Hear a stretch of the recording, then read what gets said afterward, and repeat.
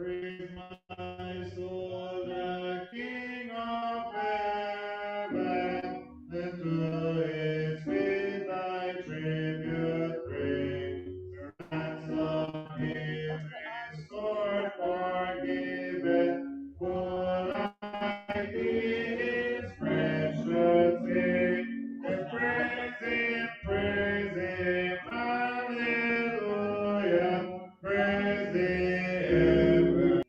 Praise him for his grace and favor, and to our fathers in his strength, and praise him still and sing forever. So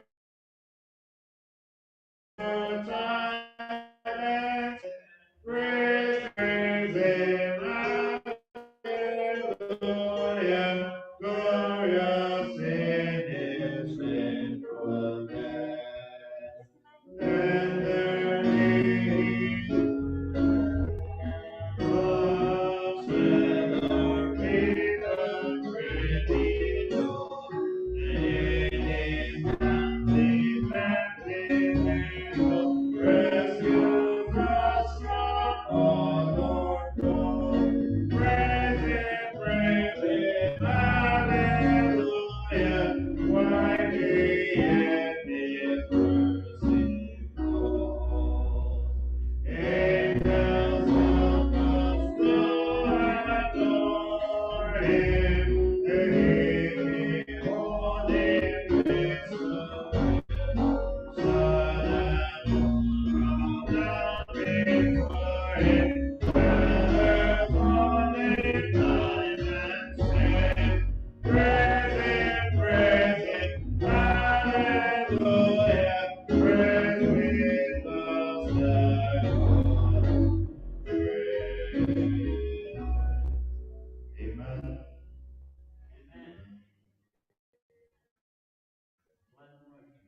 Number 7, the Lord in Zion reigneth, let all the world rejoice, and come before his throne of grace with tuneful heart and voice.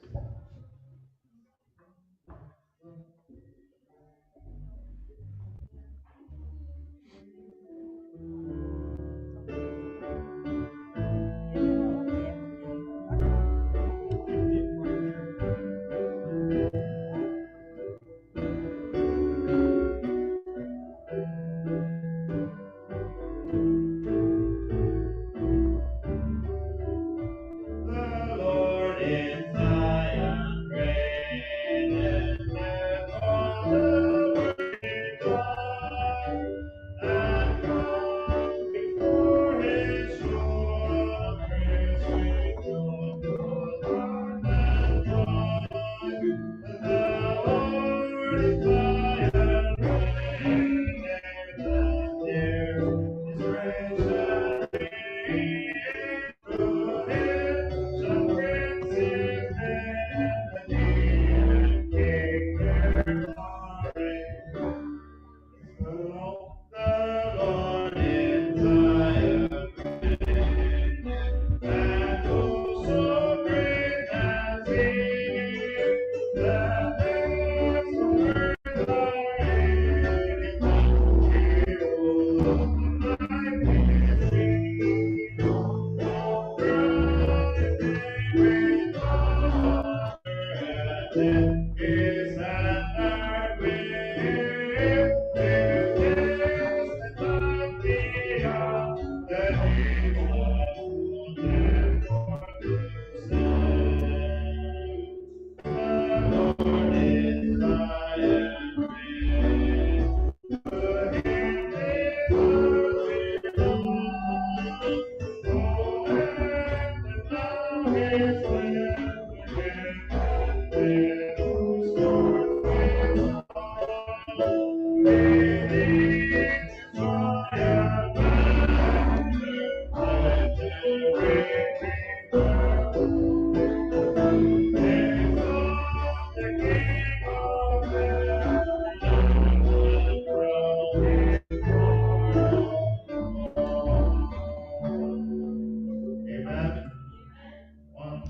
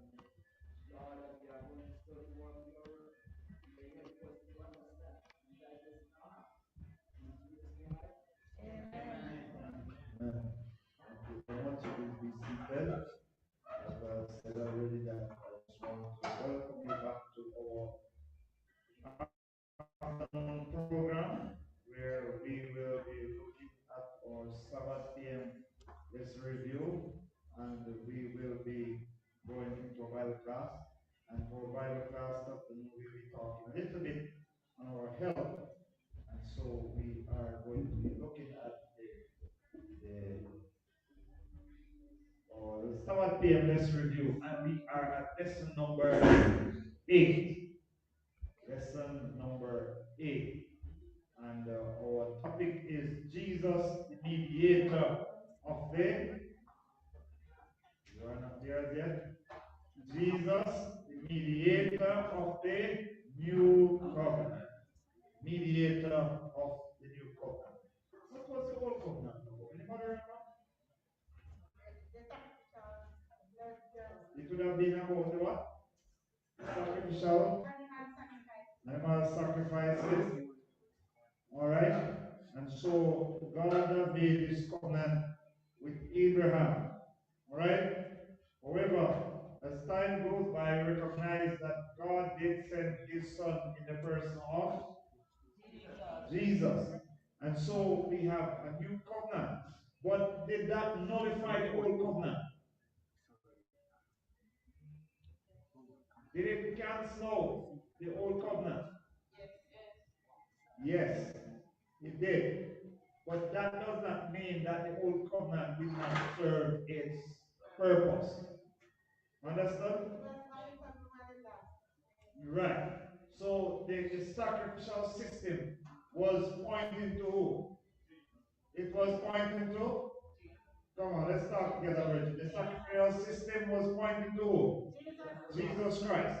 So under the old sacrificial system, we would have had the what? The priest and the animals, and the priest would have been the representative between us and who? And God at the time. But Jesus came, and 2 weeks ago, 2 lessons ago, we studied about Jesus being our priest. And so we are looking at him now playing the role of a mediator. He is your lawyer. Jesus is now our lawyer, and he is sitting, as the Apostle Paul said, the left hand of, right hand of God, sorry, where he is making what? Intercession for us. And because of this, we have the hope of receiving grace along with eternal life to come in the end. So we are Jesus the mediator. And as I said before, that the mediator basically pleads on your behalf. Not that you could not represent yourself, but we know that most of the times when you end up with a mediator, that it makes the situation much more easier.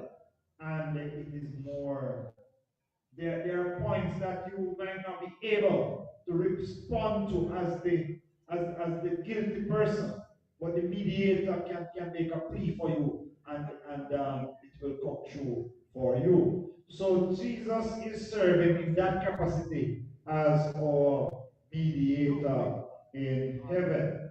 Let's read together the memory verse. Comes to us from Hebrews 8 verse 6. It says, "But as it is, Christ has obtained our ministry that is as much more excellent than the old, as the covenant he mediates is better, since is enacted on better promises." So Jesus in St. John 3 verse 16, what did Jesus say? He said, "For God so loved the world that he gave his what? Only begotten Son, that whosoever do what? Believeth in him should not perish but have what?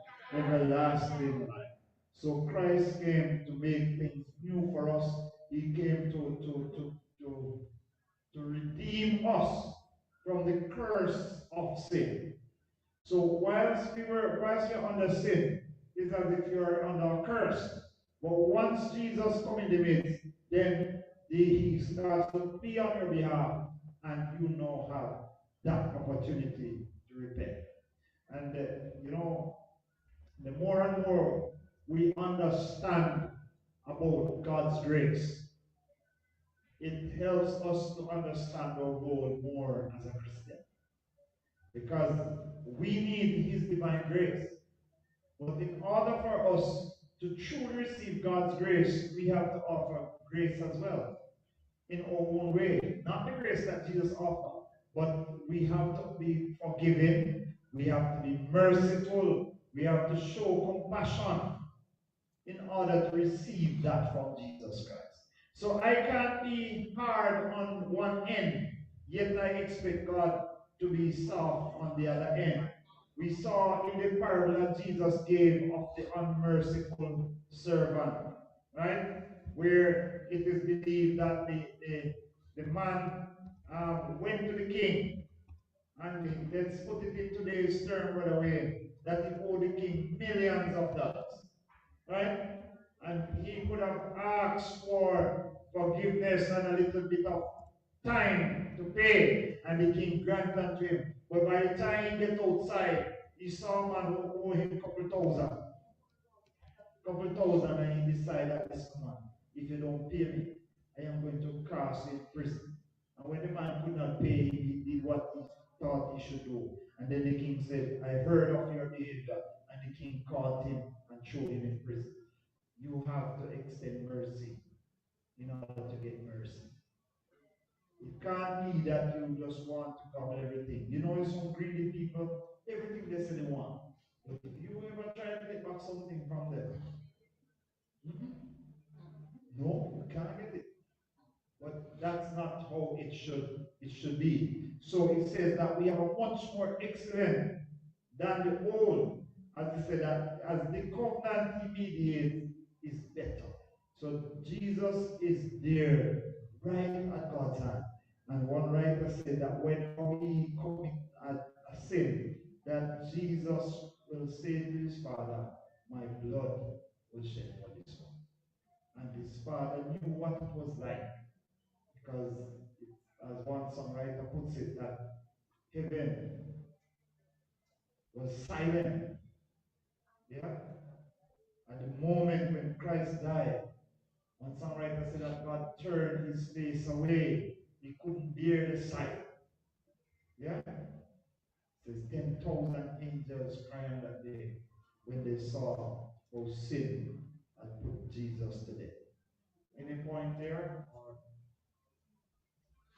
by living a perfect life and then by dying in our place, Jesus mediated a new, better covenant between us and God. Though through his death, Jesus canceled the penalty of death that was covenant. This truth is explained in Hebrews 10, verses 5 to 10, which identifies Jesus as having manifested the perfect obedience required by the covenant. It references Psalm 40, referring to the Messiah's desire to render to God total obedience.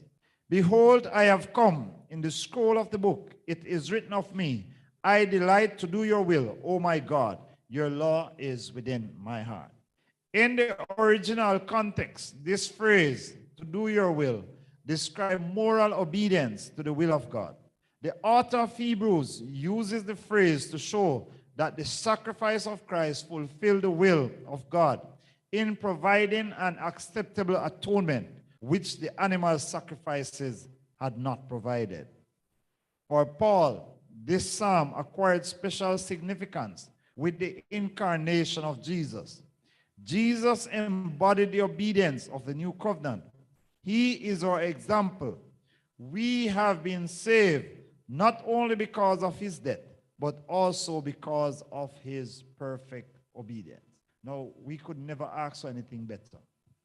Because the other day when we look at the earthly priest, we say that the earthly priest could not be our final representative because that earthly priest required forgiveness just as we did, or just as we do. Now, in that light, it means that he could not be the perfect one. You need somebody who has never been in that position, you know. And even in today's world, we always look back and we say, you can't condemn me because you are similar to me. Not true? Are you worse than me? So now that Jesus is our perfect example, we are free because he understands where we have been. However, he can represent us to his Father because he has never sinned. So it required a perfect sacrifice. Just like the lamb, Brother Omar, back then, the lamb had to be without blemish, spotless. It couldn't be any lame sacrifice. It had to be a perfect lamb. Yeah? And so Jesus would have fulfilled his role in that stead. And so as we study throughout this week, let me hope that we will gain new light and that we'll be ready to share when we get back here on Sabbath morning. And so we are going to be, if you have any comments, anybody have any comment you want to share before we move?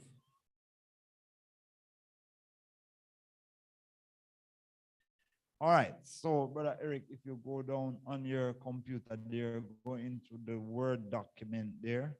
There is a Word document there. Let's see how best it can be projected as we get into a little bit of help this afternoon. And I know for most of us, we are guilty of this one. And the topic, and it's written by Cameron Johnston. Beat burnout before it beats you. Before it beats you.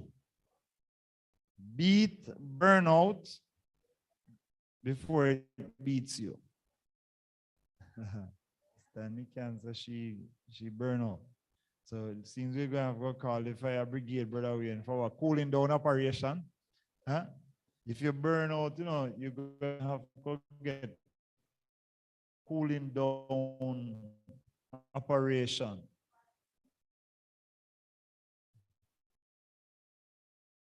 All right, so let's see how we look at it. And I know that most of us, we would have experienced burnout at some point of the day. Talisa, you feel like if you had one more minute to go, yeah, you just drag through the rest of the day.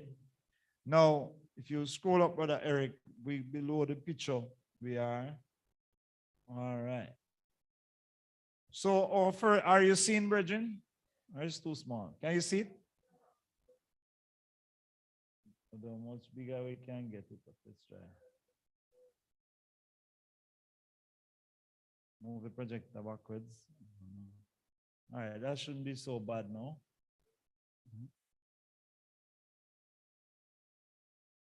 All right, so the question there is first, what is burnout? What is burnout? Where is my roving mic? Brother Chris. What is burnout? Anybody? What is your suggestion without looking what's there? To be tired? Somebody out there is overwork.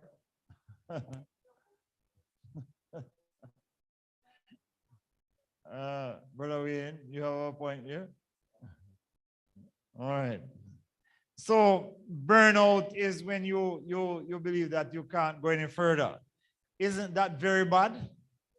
We should never have reached that point that you feel as if. And you know, as I was going through the article, we are guilty so many times of actually committing this act. And sometimes we might say that, oh, it is the job that calls for it. No, it is just us wanting to finish a task. So we get up and we decide that we are going to do some work, and you just decide that, boy, I have to finish it. But I always look at life that if you drop down and can't go any further, somebody else have to take it over. So there's no point in saying that I have to. You don't have to do a thing. All right. The World Health Organization International Classification of Diseases describes burnout in the following way. Burnout is a syndrome conceptualized as resulting from chronic workplace stress that has not been successfully managed. It is characterized by 3 dimensions. So it is chronic. When you talk about something chronic, what do we mean? Huh? Yeah, something serious, something ingrained in the system. It's like it is engraved, chronic. And there are many of us, many persons who are guilty of this chronic workplace stress because we take up work and carry it all home. All you sleep, it's still work. And it says that that has not been successfully managed. So in order to overcome burnout, first point is that you have to be able to manage your workload. So, right, so managing it requires proper organization. And sometimes burnout, Brother Omar, can come because of our, what you call no, what's the word I'm looking for? It's not reluctance. What's the other word? Procrastination, Abigail. So you know you have the task to accomplish, and you sit down and you wait until everything pile up, and we decide that, boy, it has to be done. And it has to be done right now. And when you hear management start to call, Alicia, where's the file? Where are those reports? And you decide that you're going to have to go sit up night and day on it to get the reports in. So it's not too good to bite off too much at once. It's better if you can take a time and bite off a bit at a time, Brother Chris. So the schoolwork is there, you have all the assignments, and you sit down and wait till all the teachers are ready for the assignment. Then that is the time you're ready to do all of them. But even if you prefer to work like that, it cannot be healthy. Because now it requires your all in all to get it done. And sometimes you reach a point, to Abigail, that said, sure, we can't bother go no further with this. And the quality of work that should come out, Brother Wayne, it doesn't come out again. You lose it because the brain is taxed and tired. Yes, Abigail, have a point there, Brother Chris. Here's the thing with procrastination, or more specifically mine. I will be burnt out or wait last minute, but I'll get the job done and it is done well. So at this point is the only way I know how to do work. So how can I break out of that pattern? Sister Sharon is responding.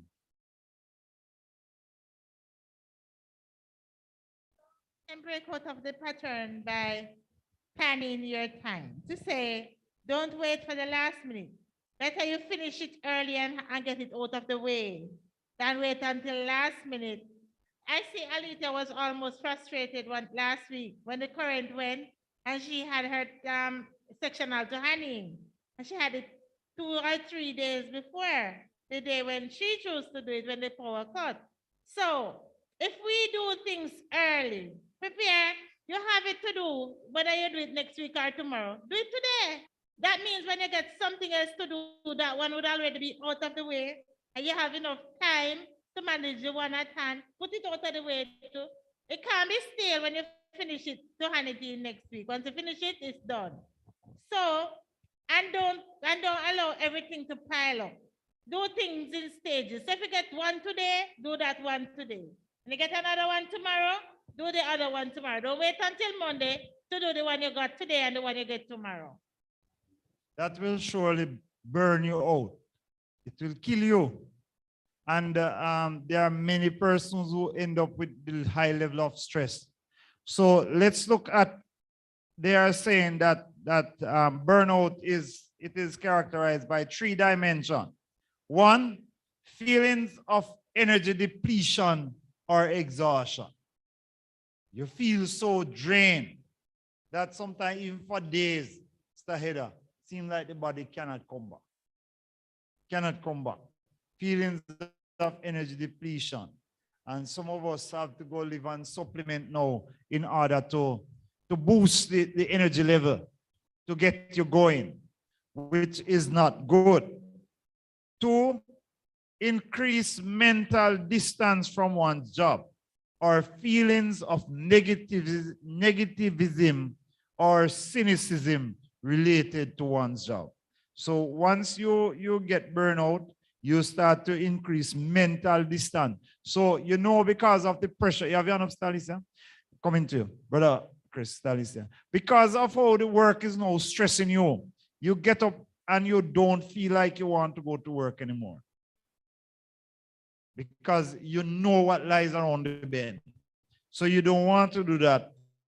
And you start to find all different sort of fault, and you start curse the boss, and you start curse the peer, and you start curse everything, and you all get mad at home at individuals because of what is happening to you. Next one is reduce professional efficacy. So as I was saying, that the work is not so up to scratch again. Yes, Alice.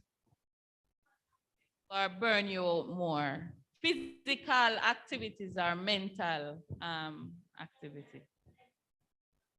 Well, the people are saying that the mental one drain you more. I don't know. The physical one bring real exhaustion too. Yes, Sister Sharon. As related to Sister Alice's question, I know both. I think the mental one drains you more because that time you feel frustrated inside out. When you're tired, when you do a job and you're tired, and you get your shower and you get your food and you go to sleep, you pass that easier than the mental one. It takes you days and weeks sometimes to get past that mental drain. Okay. So we conclude then that the mental one drains you more.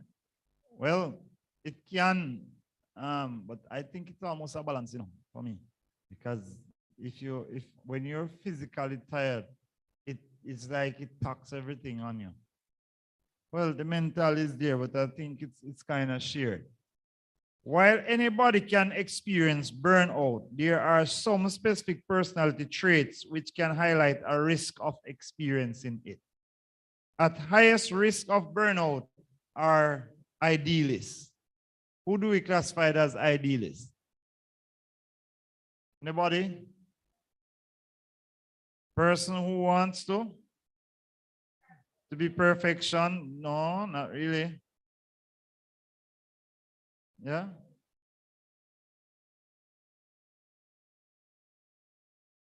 Huh? Yeah, person. Yeah, it's perfection, but it is. It has to be. It has to be the exact thing. Yeah. So they will not deviate. Right. They will not deviate. They just ensure that it is so. And because of that, they find themselves in trouble. People who approach their work with unrealistically high expectations.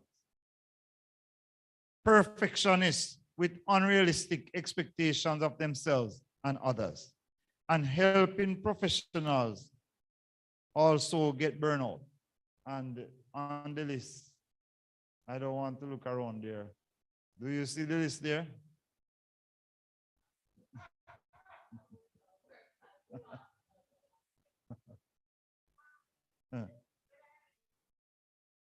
Yes, sure. Sometimes people's personality and people how you think you must do things affect you more than anything else. All right. When we started online September, they said we should do the registers online, which most teachers were doing online, right? When December came, my principal came to a meeting and she came with a stack of registers. She put them down on the table and she said she went to a meeting and they told her at that meeting that the registers were required, hard copies. Mhm. When I was coming home from that meeting in December, I took up mine. Even in February, some registers were still there on the table. Now on Monday, she said she's gonna need the registers to take to Santa Cruz on Wednesday. We had teachers that they said they didn't sleep Monday night nor Tuesday night, and they come to school Wednesday morning and the register is not done yet because they're fixing it from September now to Monday morning. And they waited until the principal talked to take up their registers. And so they had to cram in hours that it needed more hours than they had to do the registers. Then they make mistakes in them and they frustrate themselves some more. So I'm saying this to say, if you organize your time and know what you have to do and start doing it early, you're not so stressed. So when I took up my register December, when she said it, I took up my register and I count off the pages and I write up the December one. And I start marking it manually December. When I had time one day, I went back and I did the September. Another time I went back and I did the October. Another time I went back and I did the November. So all of the back ones were done. Then January, I marked my register straight. So when she said Monday that she needed them Wednesday and they must be fixed, I had nothing at all to fix. Not one page of mine was left unfixed. So organizing your time save you burnout most of the time. If you don't want to be burnt out, then you need to be organized. And that is it. But one must admit that sometimes there are some tasks that just fall in your lap that is uncontrollable. You didn't really plan for it. But the task does happen. And here's the challenge. How do you take it on? Do you sit there and knock yourself out over it? Or would you still be able to organize yourself in such a way?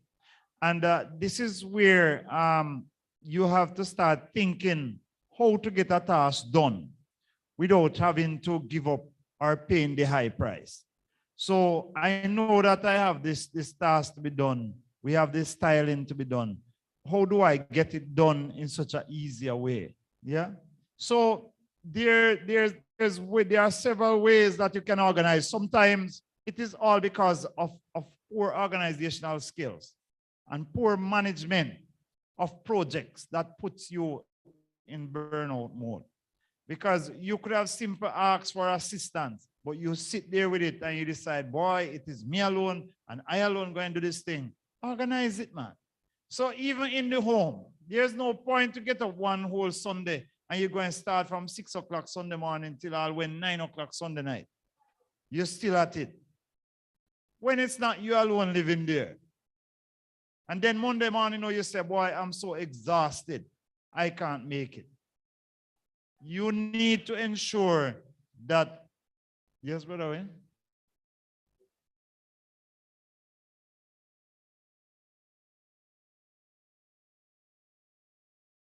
Oh, as I'm saying, but have limited control of the situation. There's no way that you won't get burnout. If you're on the job and there's somebody who fall down, and when I mean fall down, like I mean drop, and can't attend to the work that is there, but it needs to be done. It's going to call on your energy. Yeah. You understand me? One of the way of doing that is to tell you, do it happily. And this is where we have problem. Yes, you're going to cook. I wish I don't ever have to cook. It can't feel good. Do it happily. You might leave home and not feeling that amount of energy for work. But when you get to work, as one guy said to me the other day, when I come to work, it is work. So you lay aside everything that is there. And you have to have control over your mental situation. Because if you allow it to keep floating, if I never Eric me that get through this, if I never Clinton me that get through this, I true you do this, I true we start to blame, and that is stress. And when the stress come on, you go and deal by your emotional energy. And you can, that one of the worst burnt out you can have is when you lose that emotional energy. Yeah. Can't build it back so easy. Hard. Mr. Sharon. One of the ways that to me, I feel that I can be burnt out easily is if I'm expecting others to share when they don't share. So most times, in my head, I sort out what I have to do. So I name out my 6 things that I have to do. I say, what's the easiest one? Or what's the one that I must do first? And if I can't, that has to be done today. And I arrange them in my mind in that order. So, okay, I have to cook. I have to iron my clothes for the week tomorrow. I make sure I cook first, because if I don't get to iron the clothes for the week, I can always iron them another day. So I try to not expect people to play the big weight in what I have to do, because when I do that and they don't do what I'm expecting them to do, then I get disappointed and I feel frustrated. But when I tell myself, I have this and that and that and that and the next thing to do, I get out of my bed early and I start and work them through. So sometimes I'm depending on others to help you, even though you don't live alone or you don't work alone, and you're saying, but sometimes people put more weight on you when you depend on them to help you than when you know that, all right, this is what I have to do and I'm going to do it. When you get the help now, it's added benefit. All right. So you have to watch carefully as to what's happening in your surrounding. But as we say that, but when you have limited control of the situation, you have to still get the task done. But how do I get it done without feeling so exhausted or drained? Again, I go back and I say that you have to plan around it, and you have to do it. It doesn't matter. Sometimes you have a task to perform. It's best to take a 5 minutes, Brother Nicholas, to sit down and assess the task. You need to sit down and assess it. Don't just jump at it all at once, Brother Answer. It can tear you down. Yeah, you can't wait until you get in the middle of it. You're going to devise a plan how to take it down. So you see the task, work around it. One of the things that we were taught in skills is that you're supposed to plan to undertake a routine task. So I am going to work tomorrow morning. I can't wait until when it's time to drive out to start searching for all the tools.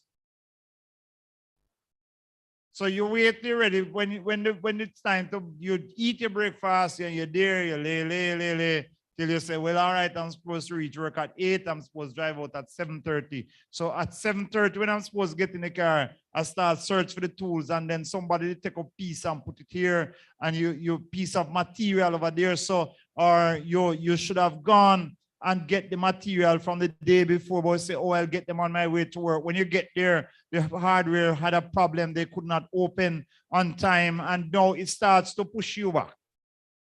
So one of the things that you need to do is to plan to undertake a routine task. So tomorrow, you know, it is your busy day.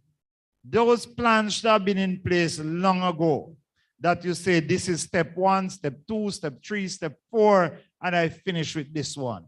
If you can do that, then that burnout will not affect you that badly. But when you sit there and then when you look, you get, we know several times we at work, brother, when you order the material, it come late and you start the task, it has to be done. And it puts a whole lot of strain on you, both mentally and physically. But does this happen every day? If this starts to happen to you every day, then you need to sit down, Brother Omar, and assess the situation. How is it that I can get out of this kind of thing? How can I not allow it to catch me again? So if you know that you're dealing with a man who normally deliver goods for you, and you see that he is delaying, don't wait until the 9th hour when you want the goods to call him.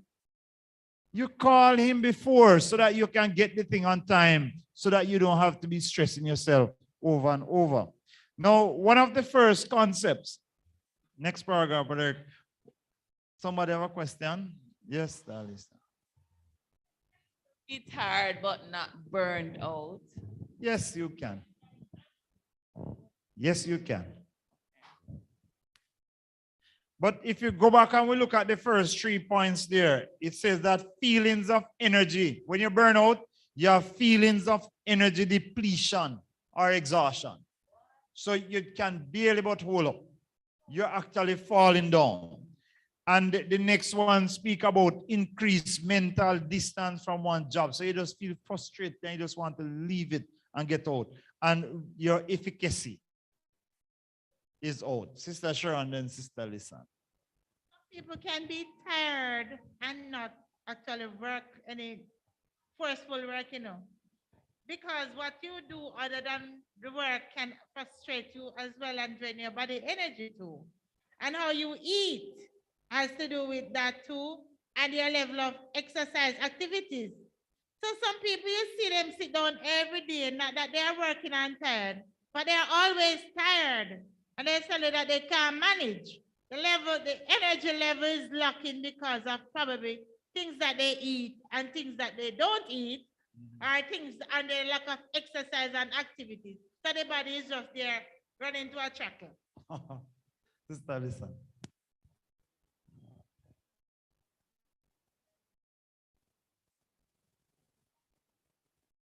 Okay, so the question that Sister Abigail asked earlier about how she is supposed to do certain things because she does them and she normally does them well. Well, this varies from one individual to the other. There are some individuals who do their task and they may not be as early as other persons. But whenever that adrenaline kicks in, that is what they want to propel them, to push them into motion. I know a lot of persons who are like that. It doesn't matter how long a time they have and they know about deadline. They can't do it before a certain time. So they do it before, a day before, or a couple of hours before. That's how they get it done and get it done properly, right? So perhaps that is just Sister Abigail's style, right? Everybody differs. With me now, whenever I have tasks to do, I have to first work it out mentally in my head. And then once I have it worked out mentally in my head, then the physical is 1, 2, 3. Because I have to see and understand how it is going to be unfolding. And then when I do that, I just carry out the physical task. Another thing that I notice about individuals that cause them to be burnt out, Sometimes you have several tasks to do and you plan how you're going to approach it. But then you hit upon a snag and you're unable to move to that particular task because of certain situations that happen. So the mistake that we make there is to just wait, sit down and wait until that thing comes through. No, you don't do that. You move on to other tasks, other chores, get those done. And by the time you're finished with those, then the other one that you're waiting on would have just worked out itself. So sometimes we procrastinate, not intentionally, but we waste time waiting on other things to come through when we could have achieved so much more doing other tasks. Yeah, that Sally says that sounds like her.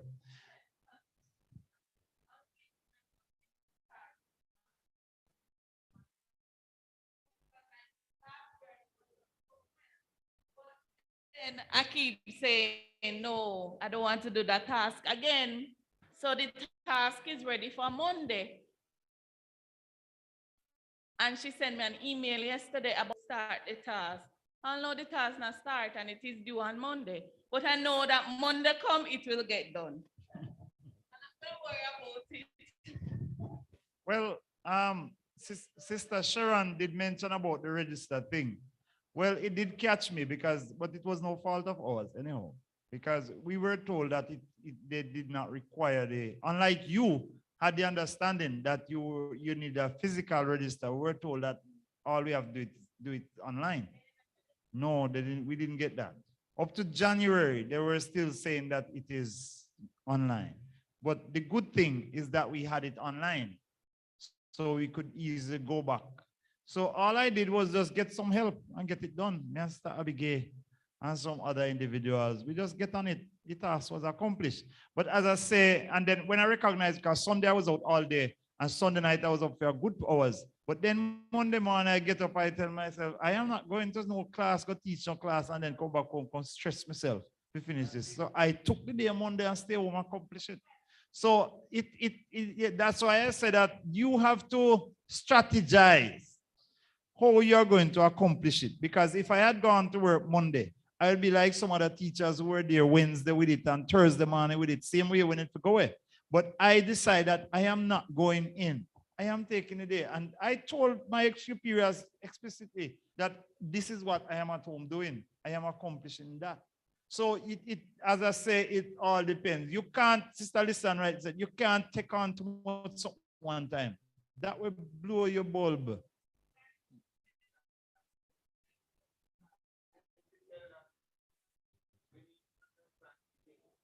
Say strategize. And I find out that people who are on the 9 to 5, they use that term. It's as though the job is the job, the job is the job. And I keep saying it cannot be. Look here, if you drop down dead today on the job, tomorrow morning application are coming for your job. So this is what I'm saying. It can't. My father used to say, "You love me till morning." I said, if it's today, tomorrow not come yet, I not take up tomorrow's stress, put on quantity the stress. Sufficient for the day. It's sufficient for today. I work with what it is today. When tomorrow come, me sleep and wake, it's another thing that you face that day with that trouble. Too much trouble, we take up for your next year trouble, put in this one, and start stress with down the whole place. You're burnt out, all of these things. Leave it, go your bed, go sleep, and when you get up, man, anything happens. Life goes on, you know, must wait. Sure, Stalisan.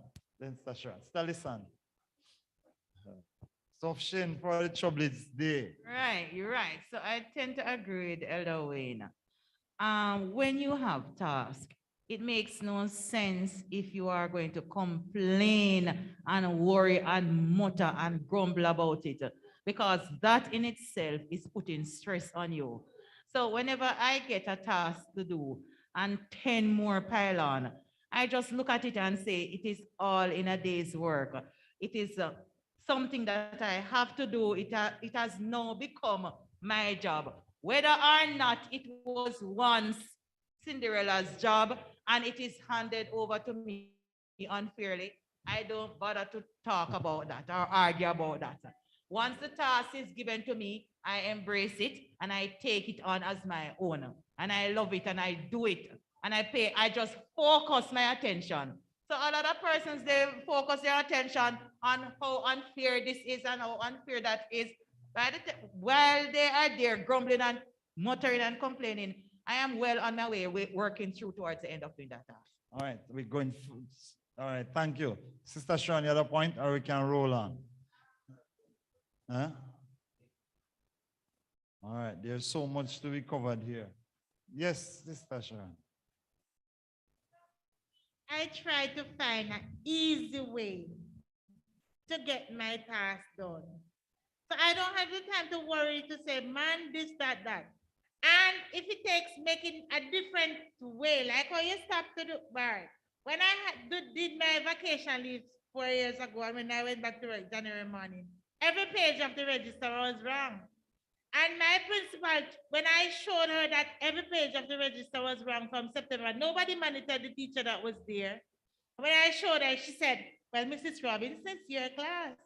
What did I do after that? I took 2 days, back, Monday, Tuesday, and fixed the register because I'm not going to waste my sleep to do it when you didn't monitor the person that was supposed to do it.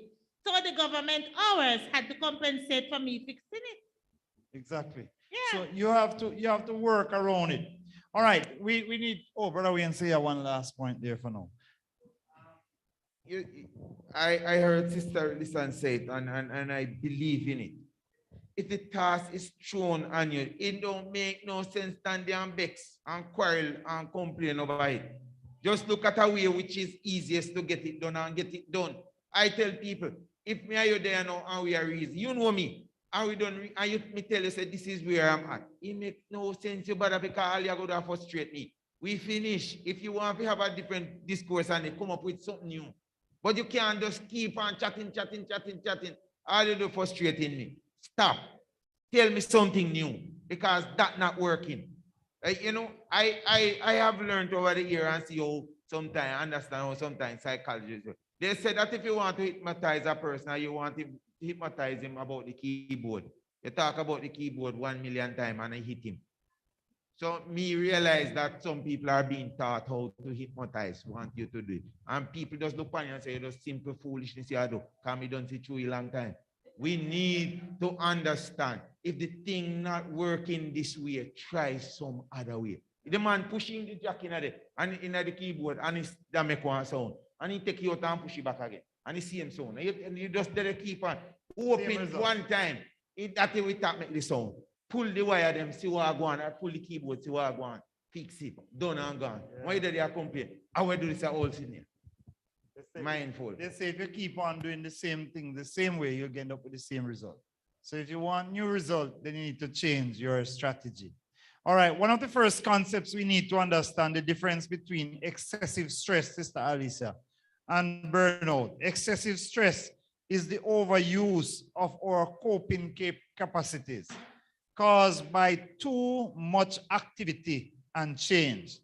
Excessive stress results in fatigue, mild depression, physical illness, reduced mental alertness, and other warning signals. Burnout, on the other hand, results in complete physical and mental exhaustion that leads to disillusionment. So you stay there and you start thinking all different sort of things. You become like you lose it. Cynicism and self-depreciation. The effects are wide-ranging, from chronic stress and fatigue to a weakened immune system. But whatever the results, one thing holds true. The individual is simply overwhelmed by life and can't function normally. So when the whole world come tumbling down on, all of the stress of work, and the yard stress and the money stress and every stress, you're going to pop down because the body now feel, the immune system going to get a knock right away there. So Stalisan has her hand up, Brother Chris. And it tells us at the bottom there, it says, even the wise can burn out. It said that King Solomon, the wisest king of ancient times, fully expressed the feelings and sentiments of those in advance burnout. utterly meaningless. Everything is meaningless. And we remember that he said that when he think about everything under the sun, he says it is all vanity and vexation of spirit. Is it worth it? Yes, Sister Lisan.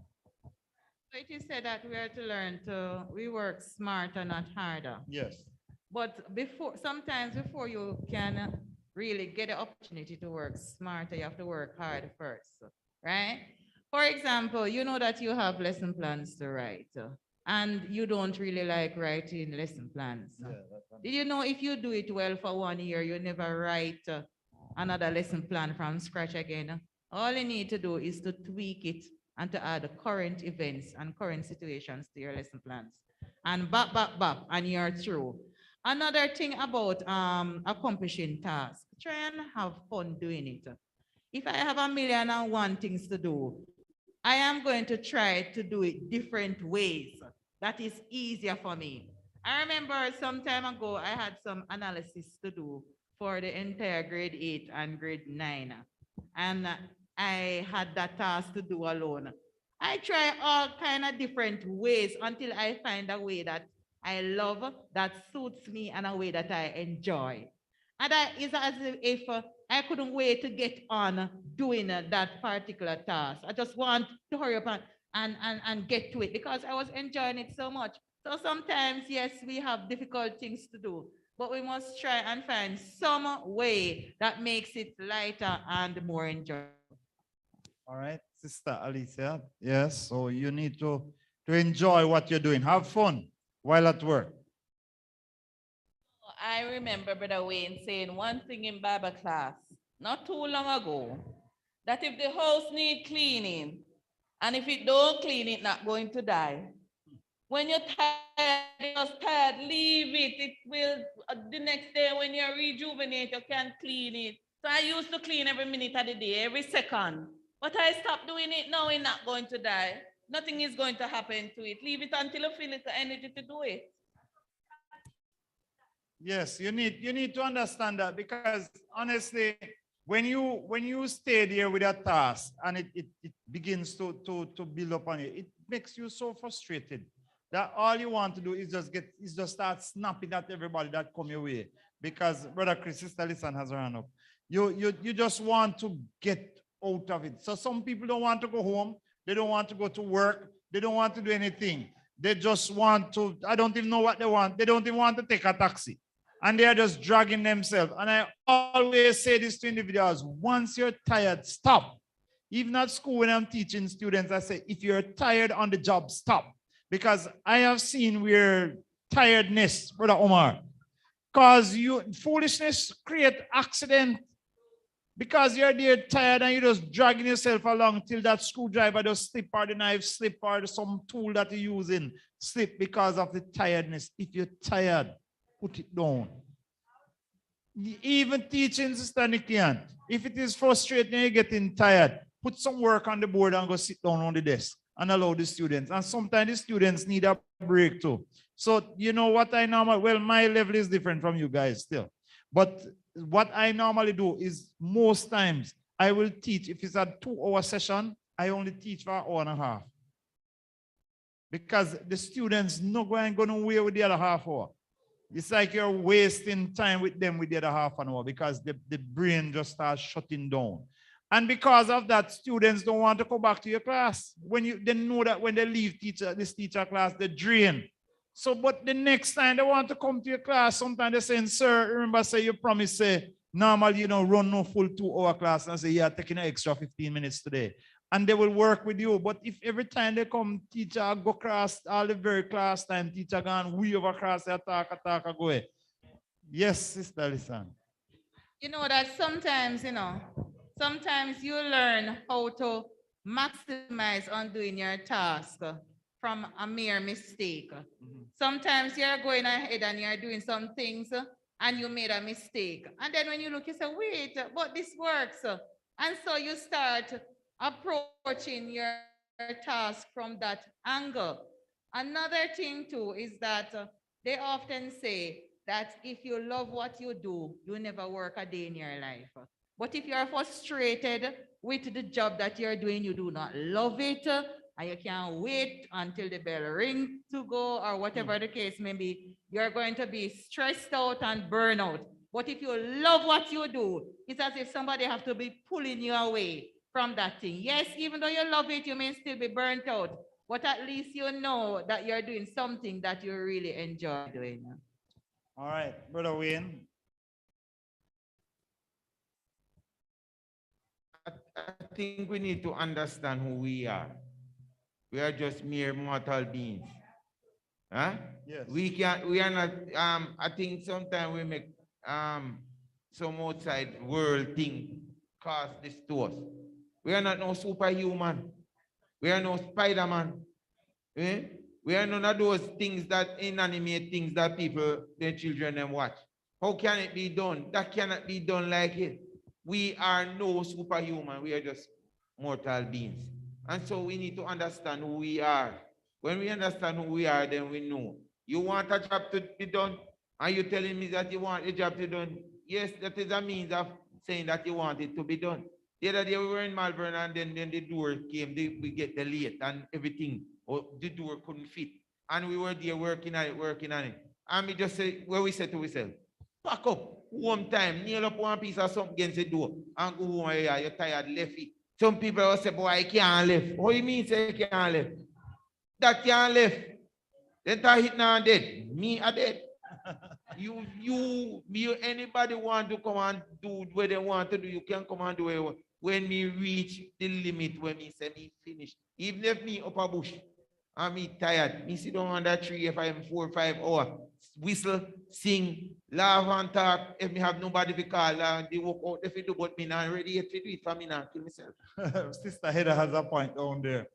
Well, at my home, the mic coming to you. At my home, they know me all too well because I'll be there on the computer sitting down, and once my eyes shut 2 times, I lock down that. Not more than done. Me gone on my bed because that can help me tomorrow morning. Yes, Sister Heather. But Brother Eric, sometimes we just feel the strength and the energy, and we feel we can do 10 things one time, not thinking about the after effect. Exactly. Exactly. Think about the after effect after you finish all you think the one little body can do. All right. So I am coming up to that, Sister Heather, as you mentioned that there are 7 stages to the burnout situation. One person said that he had worked too many 70 to 80 hours a week during nearly 15 years in a helping profession, and my body couldn't take it any longer. I had been experiencing serious stress warning signals for years, but hadn't recognized them. And it gave the experience that one night I woke up and was itchy all over. There were no fleas, and the itch lasted for about an hour. A few months later, I had shingles, a disease related to stress. I didn't know that. Yet I didn't feel stressed or overworked. It was July 1, he said, the beginning of an extremely busy couple of months. I was in a store when my entire body began to shake. By the time I got home, I was shaking uncontrollably. Reluctant to go to the hospital, I just lay down on the bed and the whole bed shook. This lasted for about 6 hours, then stopped just as abruptly as it had begun. In the middle of September, I embarked on a 2-month camping holiday with my loved ones. Our children were both preschoolers at the time. Stress can do some strange things. You can manage it quite well until you begin to relax, and then it hits you hard. We were less than 3 hours out of town when a depression set over me that I wouldn't wish on my worst enemy. I didn't have a positive thought for at least 3 weeks. I couldn't concentrate. I should have been under professional care, but didn't realize the seriousness of the situation. After a 2-month break, I thought I was ready to get back to work, but I finally went to see a physician and I learned I was still experiencing serious depression. I slowed down and practiced stress management and mindfulness principles. I was fortunate and recovered without having to take medication. The complete process, however, took about 3 years. Now, was that 70 hours to 80 hours a week, was it worth it? Brother Chris, Sister Listen has her hand out. And then we are going to the 7 stages of burnout. Yes. In 15 years, you do 30. Um, Yes, listen.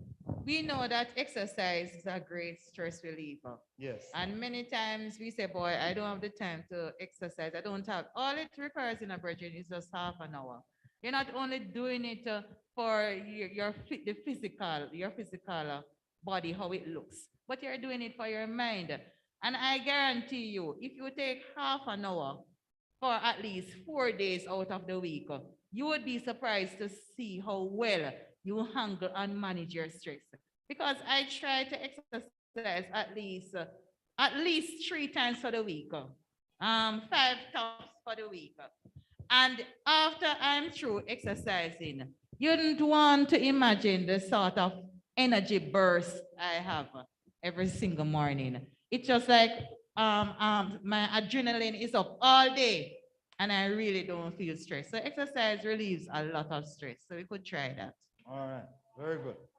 All right. So, yes, Brother Chris and Brother Eric, let's get these 2 points. And you don't always have to exercise 30 minutes a day. All you have to do is do a intensive physical activity for just 5 minutes, and that can cancel out the entire 30 minutes. So, what do you call intensive physical activity? One example is an exercise called burpees. It's called what? Burpees. You jump into the air, hands up, and then you go back down to a push-up position and jump, come back up. You cannot do that for 2 minutes straight. For 2 minutes straight? You can't do that for 2 minutes straight if you don't practice. I'll try. I'm going to try that one. So you have two, is either the 5 minutes intensive one. Well, maybe it's best for older folks to try the half an hour. Leave that one to the hearts, Brother Omar, that are still sound. Yeah, because the younger one's heart, they're not under much stress right now, but for the older one, we have all different sort of stress carrying. You have to be careful as to what we undertake. Brother Wayne say no one do the half an hour and he prefer walk. So let us see what works best. But whatever you do, brethren, ensure that you end up with a positive result. Yes, brother Chris. Another way that you could relieve stress is Yeah, I to know. be as a child, because a child is not worrying about things. You see the child playing beside a tank. The child not worry about dropping in the tank, but you as the adult see the child now. You're going to worry about the child. You need to be as a child to stop stress. All right, Brother Chris, we're here. Brother Khalil, let me hear your stress-free thing now. Being stress-free is by playing games and mostly stretching out and running around the house, barely getting myself in danger while doing that. All right, so Brother Khalil's stress-free time is to play games and run around the house. All right, so you have to find ways that works for you. Some people will tell you they get over stress by going to work, but you cannot de-stress by going to work. It's adding stress to stress. All right, the 7 stages to burnout. Let's go. We all face stress. Am I right? There's nobody who can say, I don't know how to stress. We all face stress. We can't avoid it. But as much as possible, we want to manage our stress effectively so that we don't advance to burnout. There are signs of burnout that you may be able to see and take action against before you are fully burnt out. Noticing the possible risk factors and mitigating them can be key to preventing burnout before it's too late. The 7 stages that we are going to discuss now are not all bad. First one is the honeymoon stage. The honeymoon stage. And you know, once a year honeymoon, it is something that is, yeah, it's nice. This is a period of high energy, as the header was saying, and satisfaction. So you feel like you can take it on. You can work hard and long and use up a great amount of energy, but you never feel exhausted, just exhilarated. Any stress you feel is a type of stress that keeps you sharp and doesn't wear you down. So that's the honeymoon state. So here's some especially good news for some of you. It's also possible to be in serious burnout and yet return to and stay in the honeymoon stage. Number 2, the tune-up stage. This is where you have overdrawn on your energy supply. There's a vague feeling of loss and some of the enthusiasm is gone. Challenge is beginning to be replaced by disillusionment. So you start telling yourself, so no one hit that. There isn't total dissatisfaction. The physical or emotional exhaustion and depression doesn't last long, but neither does that creative burst of energy that once got you through the day. So you start to dwindle without even recognizing. The result is inefficiency. Now, we remember the story with the man and the axe, that when he started working, he came with a sharpened axe, right? So he cut the correct amount of trees for the day. But as the days go by, he recognized that he was now doing what? Cutting less trees and less trees. By the time he reached a week, he was cut anyway. The axe was dull. He didn't stop to resharpen the tool. No, you need to rejuvenate. And I say this to us as family people and to everyone, that you need to spend some quality time relaxing. It should not be that it's all work, work, work. And it is sad if every time me and Sister Lisan lay down in the bed, that all we can talk about is what happened at work.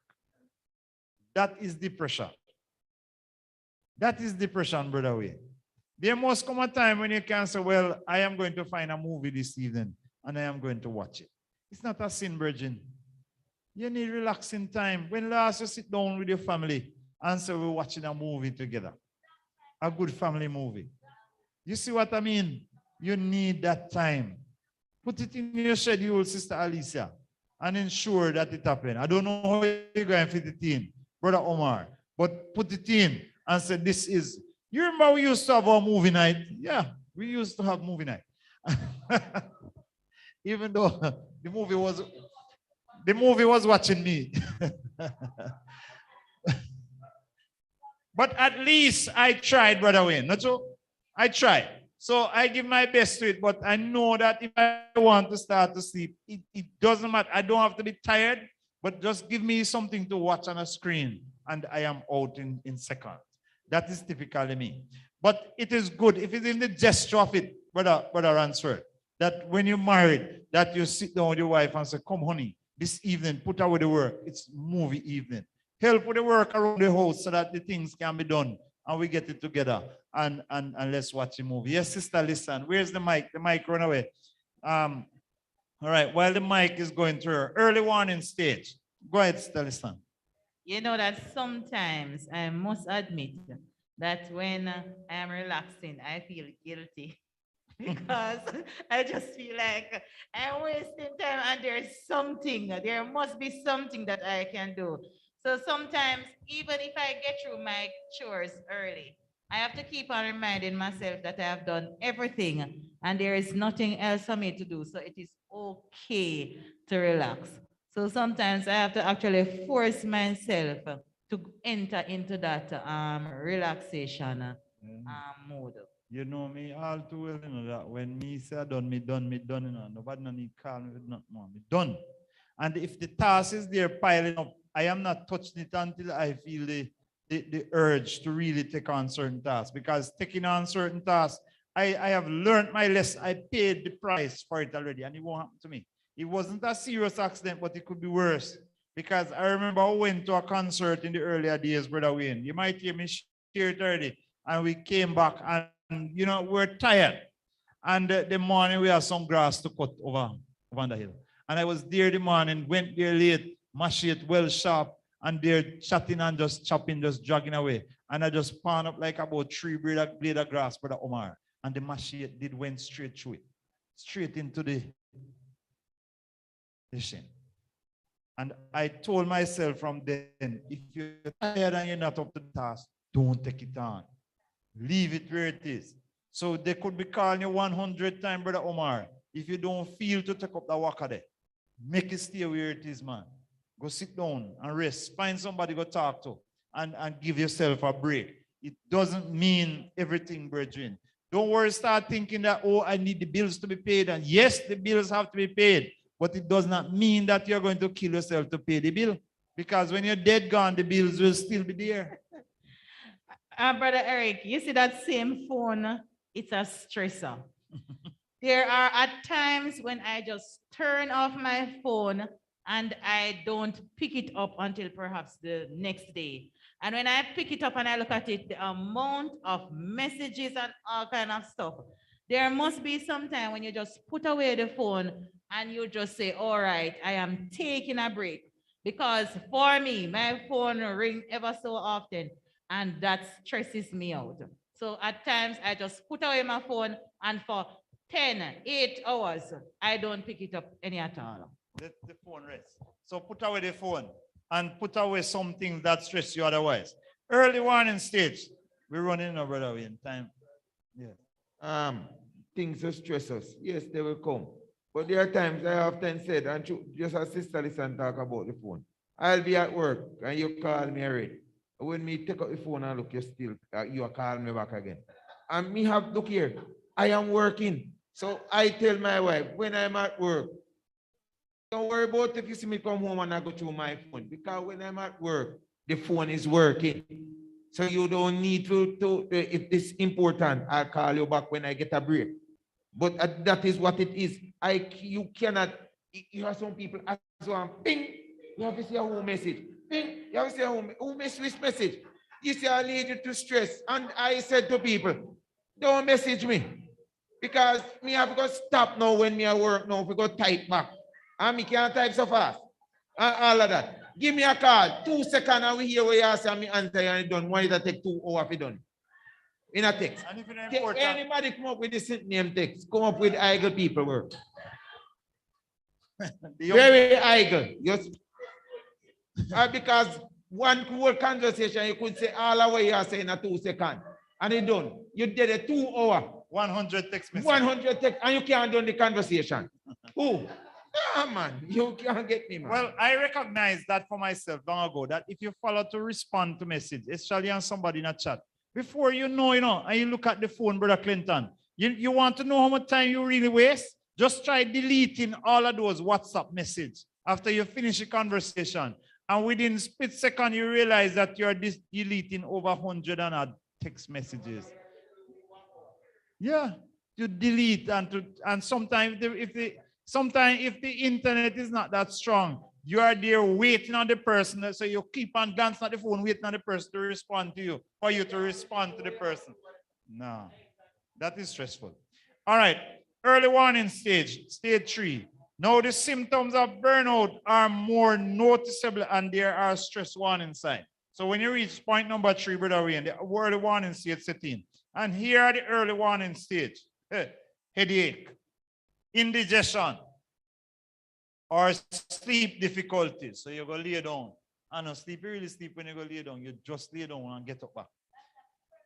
Emotional symptoms may or may not be recognizable at this stage. Nervousness and anxiety for no good reason. Boredom, edginess, and so on. A good health check at this stage will prevent much grief later. 4, the chronic symptom stage. This could be called first-degree burnout. You know you've reached stage 4 when you're just as tired in the morning as you were the night before.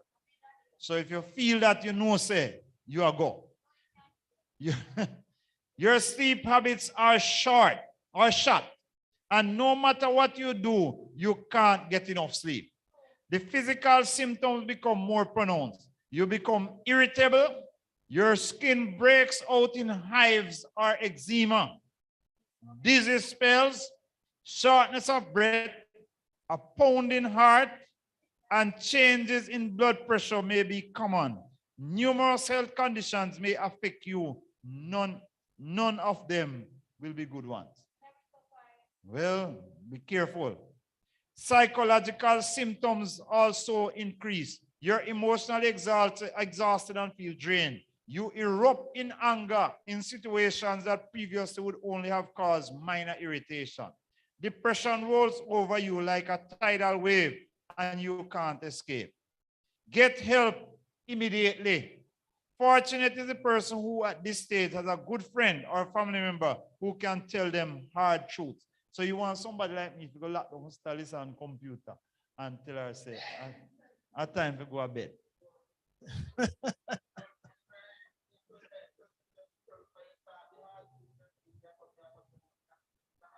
Yeah, it is. Yeah. Yeah, man. He just say, well, me not gonna allow him to talk to. Well, Because way he must say, a true. But to me smooth, you want to take over and you do it. But you forgive me and gone. well, there's one thing. I'm not promising nobody to sit up across my bed or so easy. No matter who you want to be. And I don't see the reason. Well, we have other reasons still sometimes. But so it's, yes, sister, listen. Straight. For us also, in order for us to manage our task well, we have to understand we have to understand ourselves. I think Brother Wayne was saying that. We have to understand who we are, what type of person we are. For example, I'm a morning person. So by 4 o'clock, most times I am up and I get most of my work done in the mornings and they are well done. So if you should perhaps try calling me at 8, you will not get me because I'm already asleep. I am not a night person. I am not, so I don't except when you function. feel like. Yes, so I don't function properly at nights, in evening nights. But in the mornings, I know I'm a morning person. That's when I get most of my tasks done and they're done well. All right. Like myself. All right. So we're at stage number 5. My time up. But we need, I need to wrap up. So 5 says that you're at the critical symptom stage, or what I call second degree burnout. At this stage, you are in deep trouble and your symptoms have become critical. Frustration, dissatisfaction, rule your days, and the list continues. 6, the crisis stage. People will continue to push themselves when they can barely function. At this crisis stage, pessimism and cynicism develop with a callous, insensitive disregard for people. And at this stage, your family life starts to deteriorate. I must get that. All right? See down there, it says, I've got to get out of this town, this job, this marriage. I've just got to get out of here. You need to understand that this is where you're in trouble. And stage number 7, Brother Wayne, is that you're hitting the wall. This is a phrase that comes from the world of marathon running, when runners experience a devastating depletion of the muscle fuel known as glycogen. Muscle paralysis can occur with dizziness, fainting, and complete collapse. You burn out, you're done, you collapse. You meet some of these people homeless on the street. So you think that you have to go to work, and you take up all of these tasks, and you end up on the street, head gone. So where's the job now? Huh? Where's the job? In prison, you end up committing some serious crime, or in mental institutions. I remember that when I was in New York, that there's a asylum up there called Pilgrim. And one medical person tell me that when you go in there, you recognize that the most persons in there are persons like lawyers, doctors, teachers, nurses, police officers, all of these helping people. They are the ones who end up in these mental institutions. Well, this is one man who now go there. All right, we can't touch recovering from burnout, but here's a list of 6 things for you to take control of. Physical health. You can do this by daily giving your body good balanced nutrition, physical exercise, plenty of water, like Sister Abigail, 6 to 8 glasses a day, adequate sunshine, at least 20 minutes a day, practicing temperance, self-control, that is avoiding addictive substances or overeating. I have that problem. When I am stressed, there are people who lose weight when they are stressed. When I am stressed, I put on weight. Yeah. A good supply of fresh air, adequate rest and relaxation, trust in God. Number 2, thoughts and behaviors. 3, time. Proper time management and planning is a must. Allow yourself enough time for your priorities. Start each day slowly and positively with a good breakfast and with a realistic and practical plan for the day. 4, work. Cut back on excessive work hours. Studies clearly demonstrate that if you're working more than 50 hours a week, you are likely to have poorer mental health, lower quality sleep, and an increased risk of stroke. Cut back 50 hours, take your time. Relationships and personal support system. Learn how to deal with people, especially your family members and co-workers. 6, future. Take an honest assessment of your goals and values and develop a practical life plan. This will take some time, but it can be done. And that is where we wrap up. You need to make sure that you are making a life and not just a living. You were saying something, Lisa. You have the last word. Sure. All right. So, brethren, if you don't take care of yourself, nobody can take care of you. That is one thing I've learned. So don't depend on people to tell you to stop. Because nobody is going to tell you. Your safety rests in your own hand. So whatever you do, so if you want 10 pounds of flour, you're going to have to find a way to get your 10 pounds of flour. But all I can work for is 5. So you're not going to stress me if I give you 10 pounds and then me drop dead. It won't work. God bless you as we continue. Brethren, we know the rule long ago that we to be temperate in everything that we say or do. God bless you as we go throughout the rest of this afternoon. I hand over to the AY people who are in charge.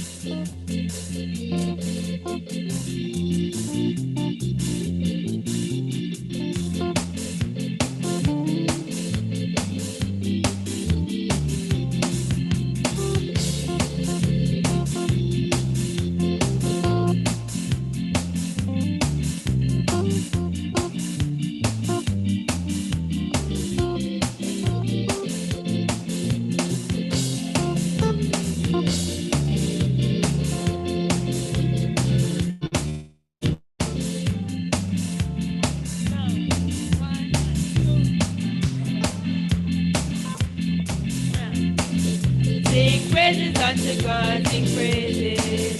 Sing praises unto God, sing praises. Hallelujah. Sing praises unto God, sing praises.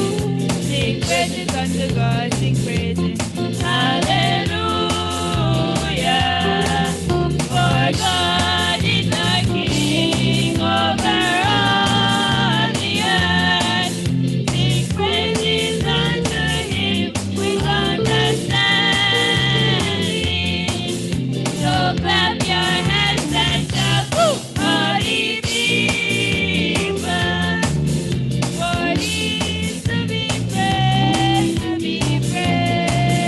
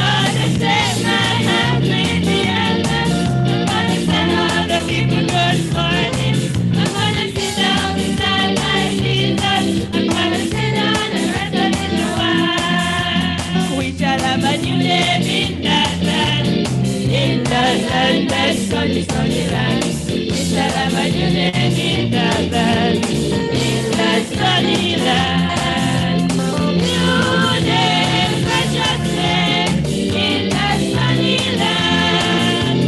New name, precious name, in that sunny land. Won't it be a time when we get over yonder? Won't it be a time when we get over yonder?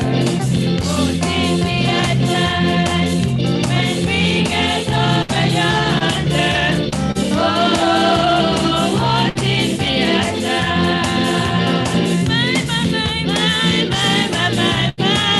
My Lord is sweet.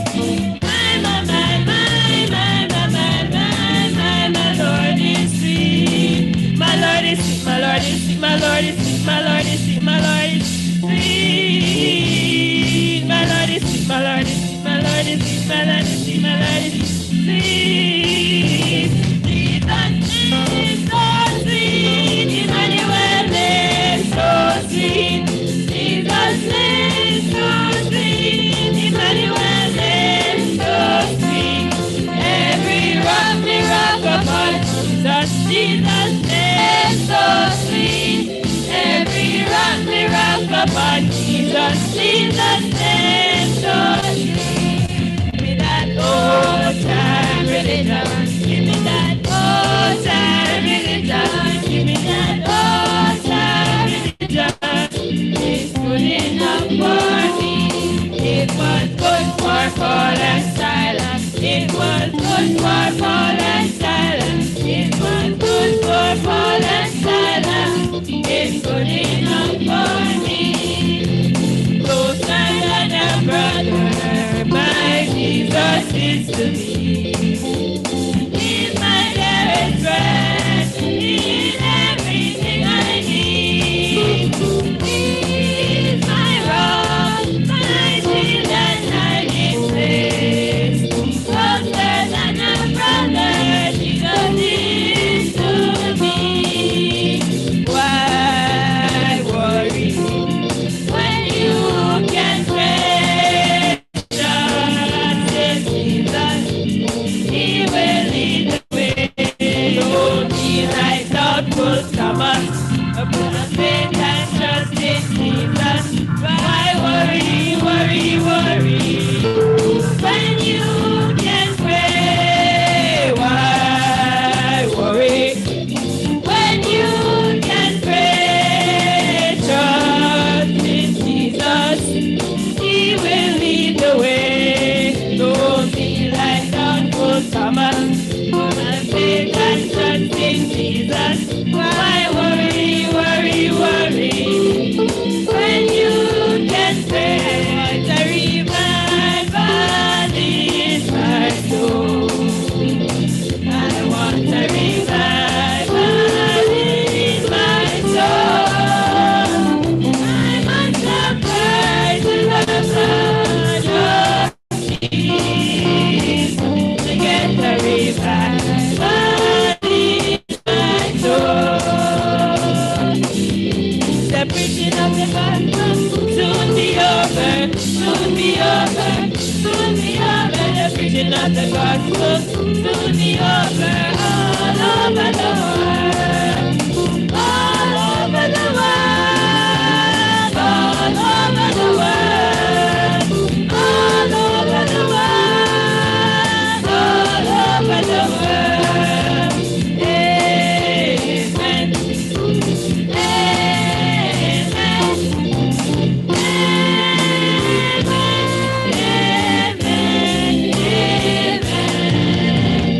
He was the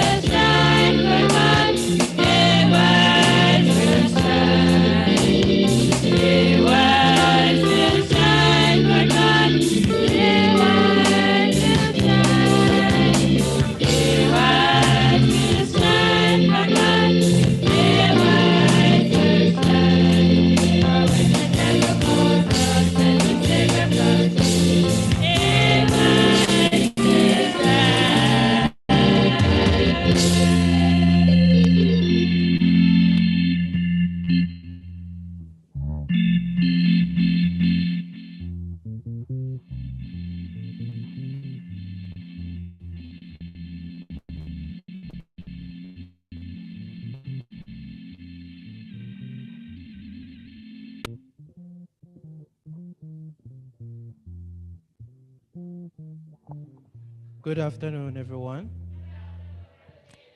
Please stand with the opening hymn number 515. The Lord is my light.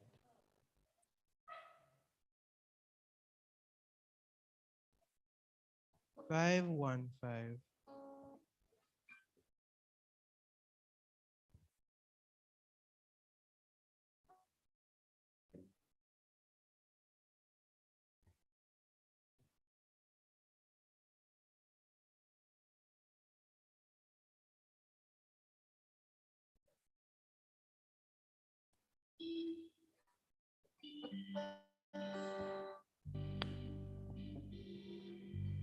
The Lord is my light, then why should I fear?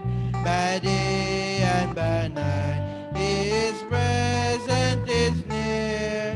He is my salvation from sorrow and sin. This blessed persuasion the Spirit brings in. The Lord is my light, my joy and my song.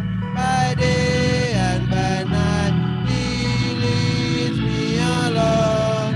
The Lord is my light, my joy and my song. By day and by night, He leads me along.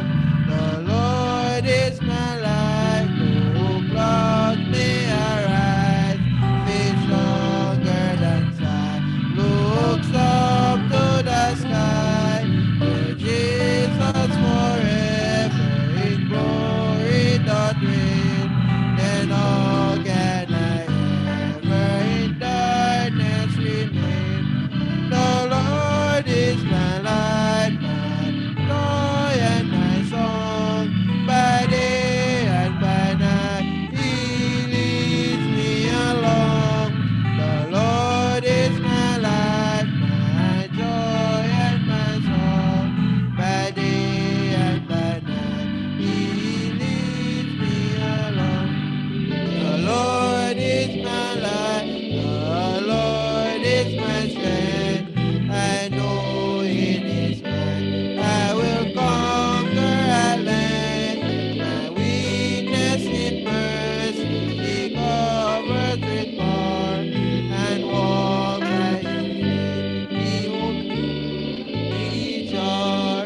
The Lord is my light, my joy and my song. By day and by night He leads me along. The Lord is my light, my joy and my song. By day and by night He leads me along. The Lord is my light, my all and in all. Herein it is light, no darkness at all. He is my Redeemer, my Savior and King. With saints and with angels His praises I sing. The Lord is my light, my joy and my song. By day and by night He leads me along. The Lord is my light, my joy and my song. By day and by night He leads me along. Please remain standing. I will turn our Bibles to Matthew 5, verse 16.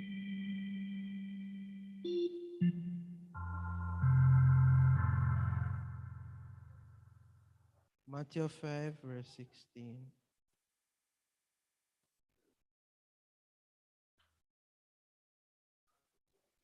Let your light so shine before men that may see your good works and glorify your Father which is in heaven. I will ask Brother Nicholas to do the opening prayer.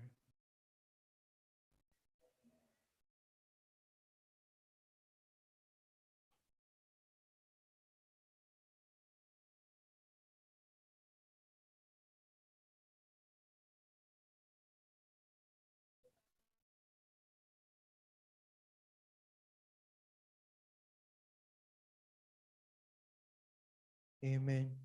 Please stand for the hymn, motto, and theme song. Hymn. Let us Lord, the word in might and reach strong. Motto. Pledge.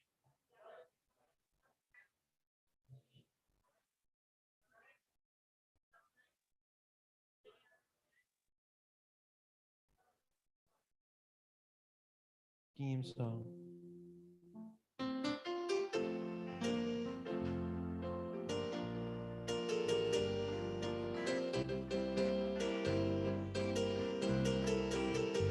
Adventist youths are we from every land and sea. Together we pray and work and play in happy harmony. We have a faith to share with others everywhere.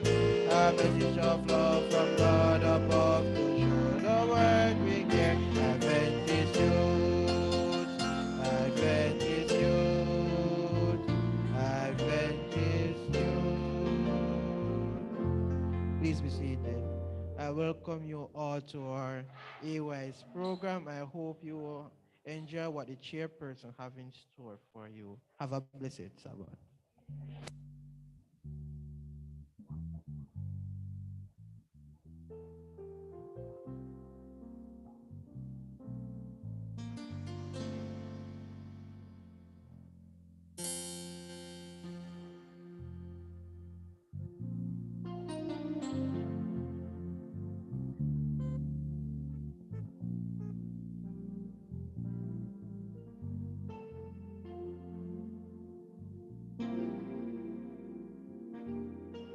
Good afternoon, everyone.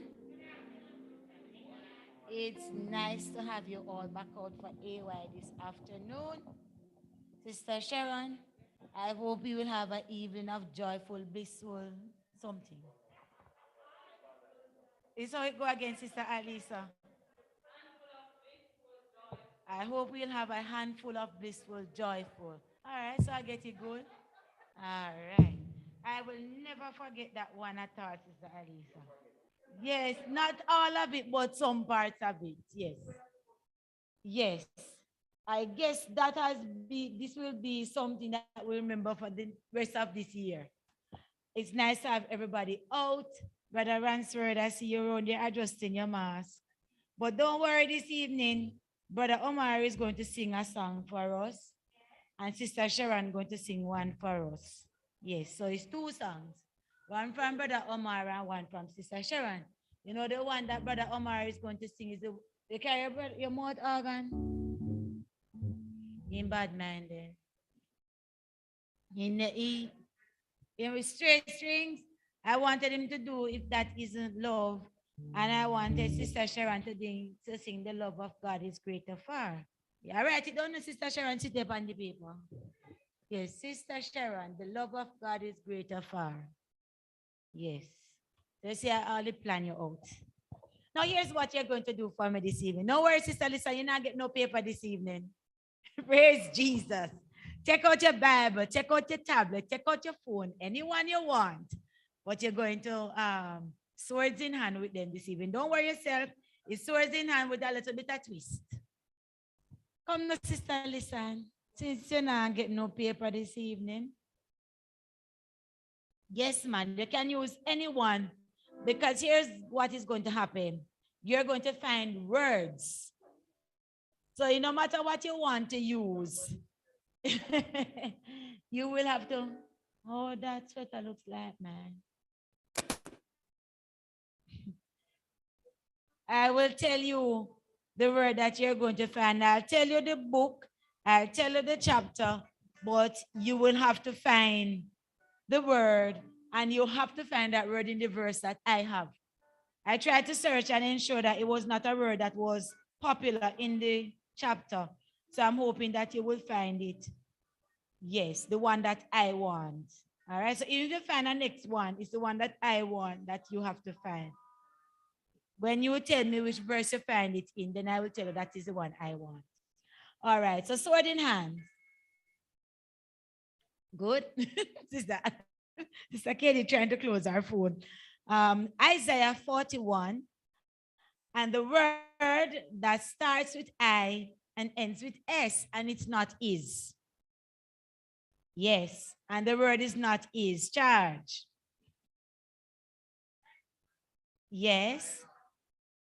No, not that one. You have to tell me my verse, Brother Eric. I and ends with S. Yes, isles. And that is in verse 5. It says, the isles saw it and feared. The ends of the earth were afraid. Drew near and came, the isles. All right, your next one. Let's go, swords in hand. Abby, what you use? I wonder if she tried to type in the word. Jeremiah chapter 34.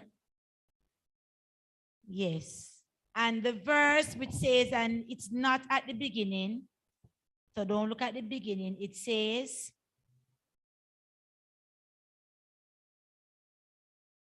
yes, I don't tell the charge, and into the hand of the king of Babylon's army, which are gone up from me. Jeremiah chapter 34, charge. Okay, they look long time. No. But we're not. He's looking, you know. No. And Jeremiah 34. Yes, it's not at the beginning. Go again. Yes, it's not the starting of the verse. And into the hand of the king of Babylon's army, which are gone up from me. Verse 21. Yes.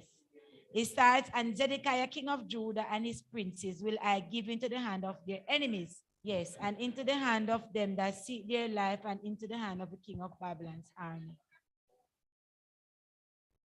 About what? No, man, you can look. I'll tell you, you can find the word, or I'll give you part of a verse for you to find. I told that it's not at the beginning of the verse. So you couldn't look at the beginning of the verse. Yes. No, not the chapter, the verse.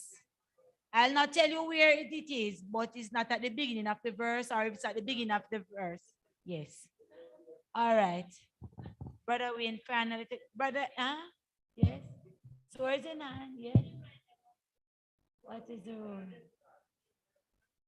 Yes.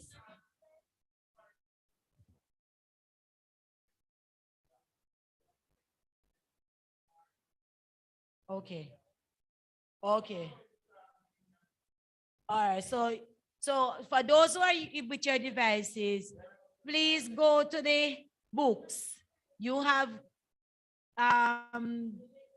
yes, you can go to the list of books, but you're not supposed to touch the book until I say charge. No. Yes. All right, let's go now. 1 Corinthians chapter 7, and the verse that says,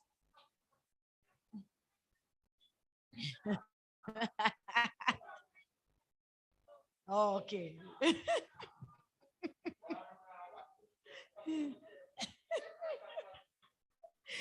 All right. And the verse that says, 1 Corinthians chapter 7, and the verse that begins, there is difference also between a wife and a virgin. Charge.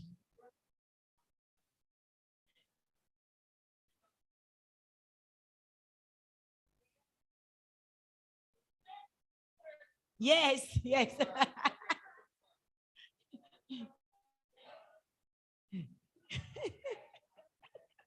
All right, swords in hand. Brother Clinton device very slow. Yes, and stick together. All right, swords in hand. Now we are going to do some word search. And then after this, 2-word search, then Sister Sharon or Brother Omar, anyone that chooses is going to sing for us. So this one and then a next one. Matthew chapter 24. Matthew chapter 24.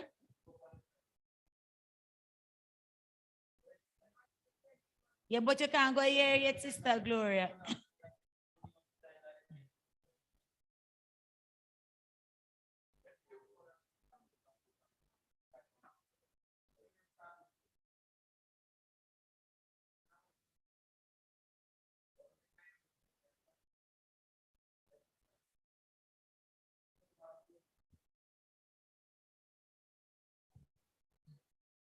Sorry for that breaking transmission.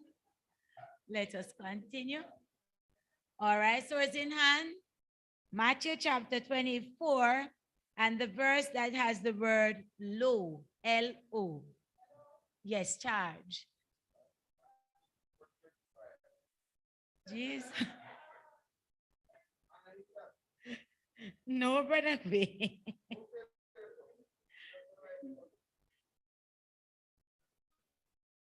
Yes.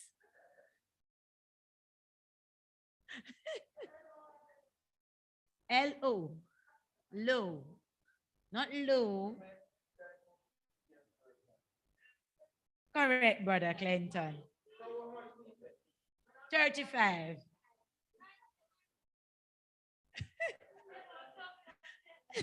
Jaden distract you. All right. Next one. Swords in hand. Malachi chapter 3. You need to get a Bible, Brother Wayne. Yeah, can we go to the Old King James Version, please? Malachi chapter 3. Yes. And the verse that has the word.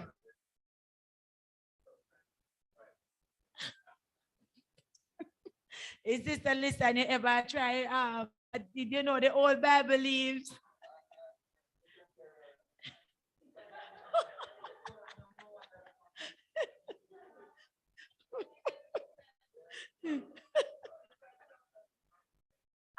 But I can't tell you're not supposed to go there yet, you know.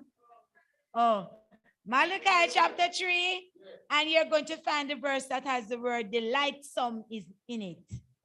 Delightsome. D-E-L-I-G-H-T-S-O-M-E. Charge.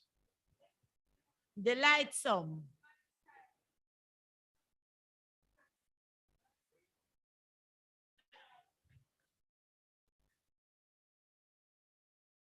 Delightsome. Yes, Sister Kate. Oh, wow. Congrats. Delightsome. Is who first now, Brother Omar? You are Sister Sharon.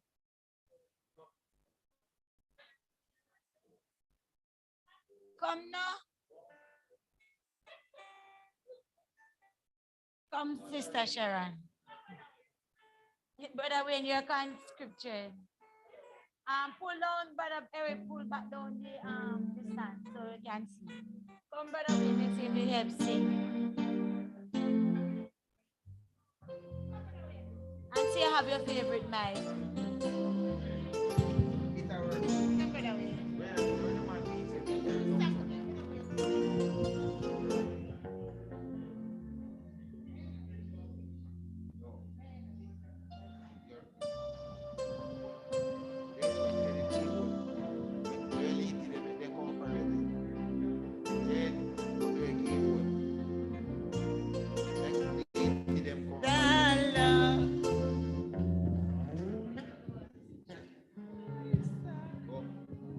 All right.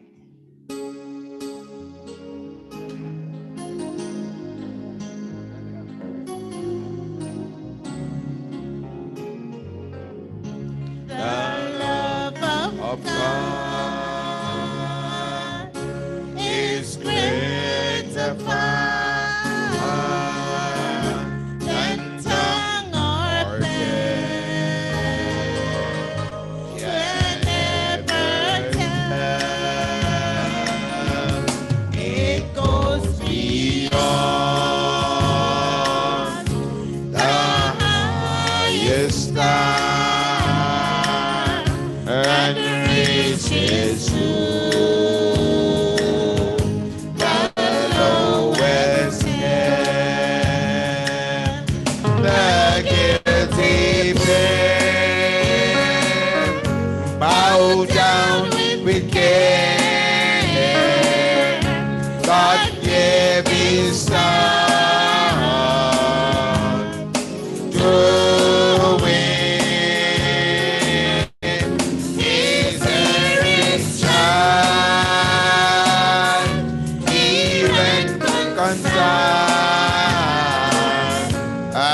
pardon from his sin. If we within the ocean fill and work the sky of parchment fair, where every star on earth that will, and every man ascribe by dread to write the love of God above, what trained the ocean drown, nor could the school contain the whole, though stress from sky to sky. Love of God, how rich and pure, all measureless and strong, it shall forevermore endure. The saints on angels song. The saints on angels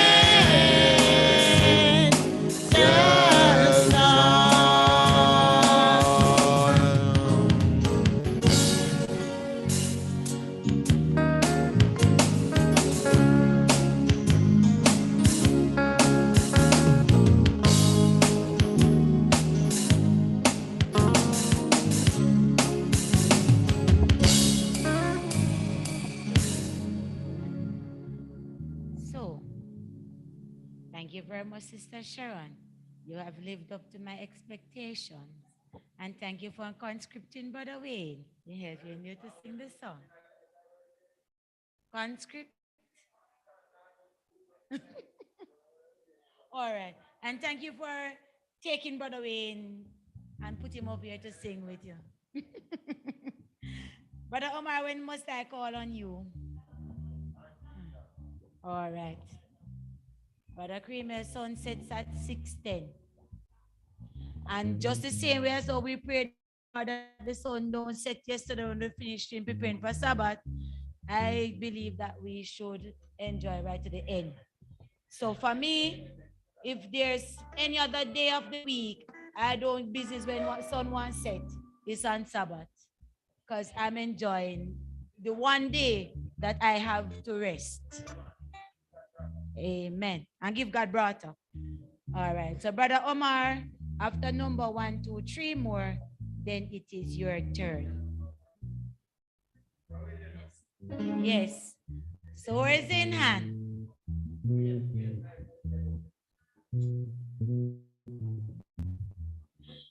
This is Sister Katie.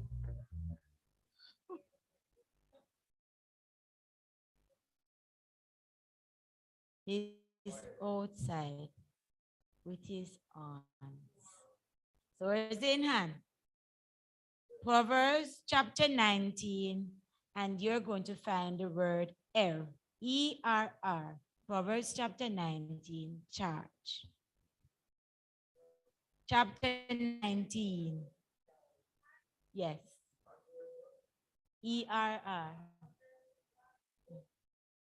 Yes.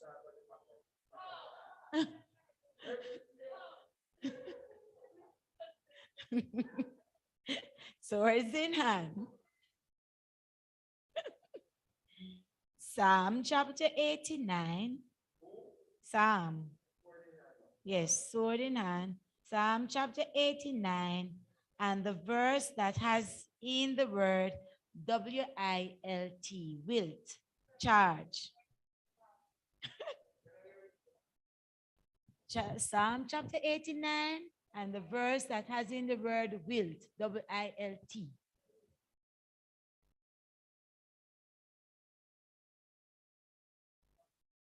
Wilt, W-I-L-T. Yes. No, hold on. Brother Eric, minimize that tablet screen. You know, his tablet screen is so big.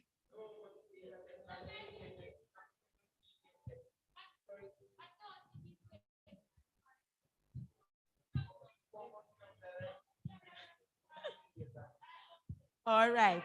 After this one, then we have Brother Omar, swords in hand. Nehemiah chapter 13. Yes, Nehemiah chapter 13. And the word plucked. P-L-U-C-K-E-D, plucked. Nehemiah chapter 13, charge.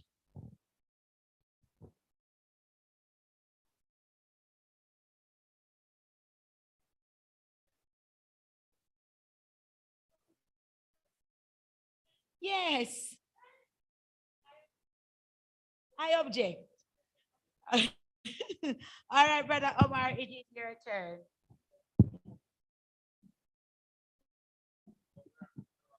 Yes. You're lending him your mic, Brother Clinton, or we should send him a mic. It's a musical rendition. I'll take anything as long as I get an item, right, Brother Banga?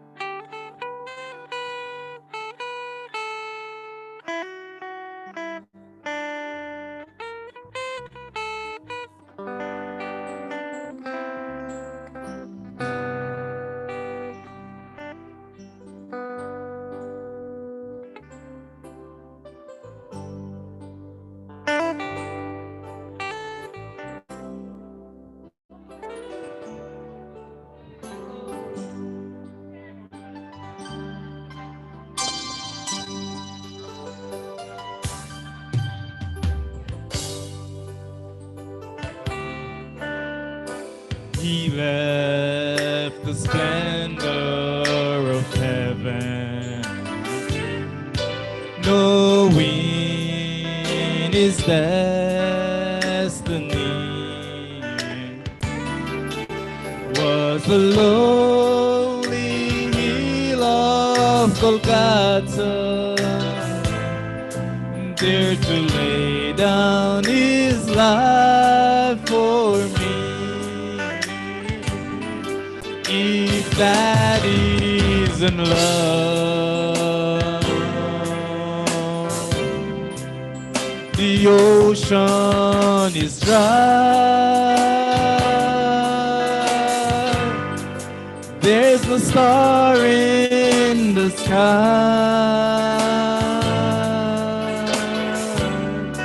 and the sparrows can fly. That isn't love, then heaven's a me. There's a feeling like this. If that isn't love,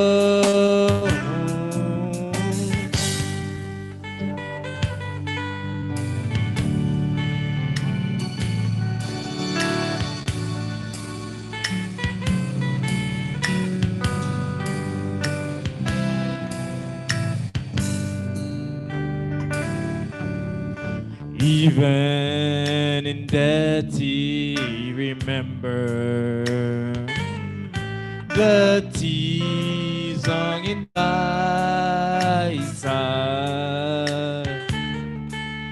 He spoke with such love and compassion, and it took him to paradise. If that isn't love, the ocean is dry. There's no star in the sky, and the sparrows can fly. If that isn't love,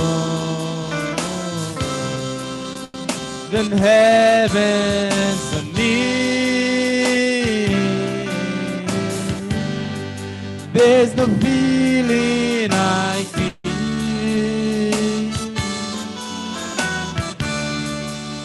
If that isn't love, the ocean is dry. If that isn't love,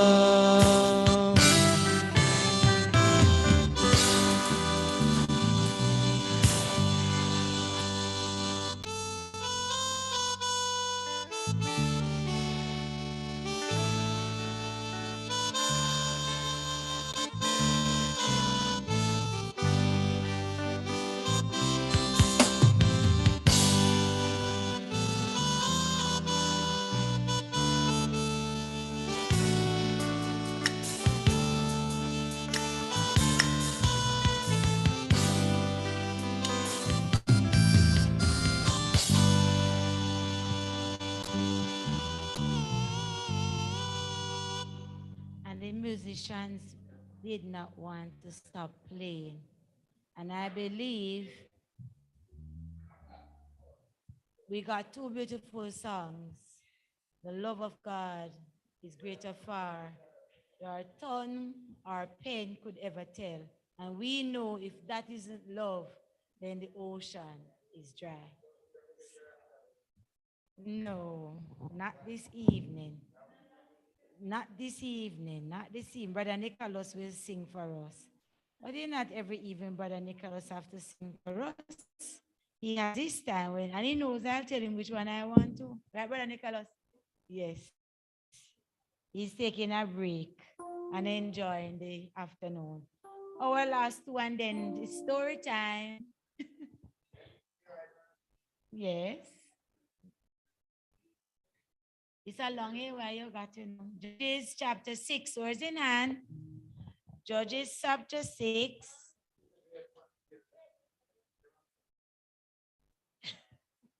I don't know if I one, Yes. Oh. We are ready now, Sister Alisa. All right, so it's in hand. Judges chapter 6. And we are looking for the word in the verse. And the word is brought. B-R-O-T-H. Brought. B-R-O-T-H. Judges chapter 6. Charge. Yes, B-R-O-T-H. Another I want me want. It's not that. Yes. Judges 6. Said the verse that I want. So come again. No. 19. I wish you just look up Sister Lisan. Yes, but I said I wanted the verse that I have. Yes. Judges chapter 6, verse 19. And I never saw it in verse 20, though, Sister Lisan. Yes, I never saw it. Yes. So I know, see a second one. Thank you. Yes. All right, let's go to the New Testament.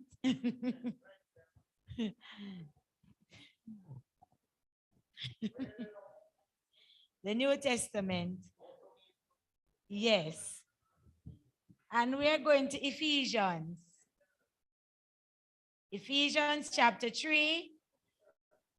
Ephesians chapter 3, and the verse that has in the word manifold. manifold. Manifold. Ephesians chapter 3. Charge.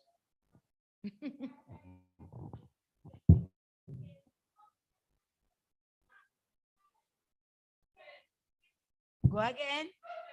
Yes, yes, Sister Kaylee. You are correct. Yes, you're brighter than Brother Wayne.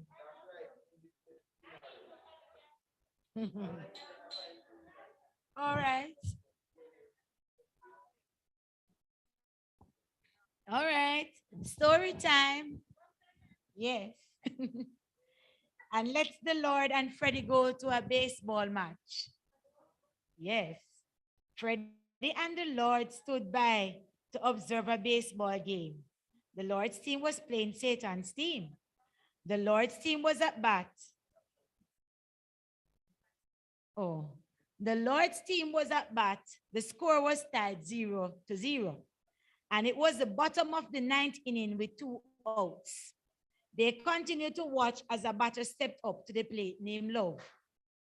Love swung at the first pitch and it hit a single because love never fails. The next batter was Faith, named Faith, who also got a single because faith works with love.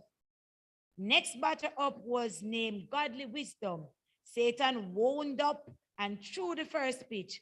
Godly Wisdom looked it over and let it pass. Ball 1. 3 more pitches and Godly Wisdom walked because he never swings at what Satan throws. The bases were now loaded. The Lord then turned to Freddie and told him he was now going to bring in his star player. Up to the plate stepped Grace. Freddie said, he sure doesn't look like much. Satan's whole team looked relaxed when they saw Grace. Thinking there was no way he could lose, Satan wound up and fired his first pitch. To the shock of everyone, Grace hit the ball harder than anyone had ever seen. However, Satan was not worried. He sent a fielder, let very few get by. He went up for the ball. It went right through his glove, hit him on the head, and sent him crashing on the ground. The roaring crowds went wild as the ball continued over the fence for a home run. The Lord's team won. The Lord then asked Freddie if he knew why love, faith, and godly wisdom could get on base but couldn't win the game. Freddie answered that he didn't know why. The Lord explained, if your love, faith, and wisdom had won the game, you would think you had done it by yourself. Love, faith, and wisdom will get you on a base, but only grace can get you home. For by God's grace, you are saved. It is a gift of God, not of works, lest any man should boast. For the Lord God is a sun and shield. The Lord will give grace and glory. No good thing will he withhold from those who walk uprightly. Let us grow with grace this week. And remember, it's nothing that we are going to do that will get us home, but it's only by God's grace. And because of that, where's my assistant singer? Any one of them? The closest one this time. Give Liti Vice a break. All right. Come, Brother Pram Pram, please stand with me and we're going to sing together. No. He has the song.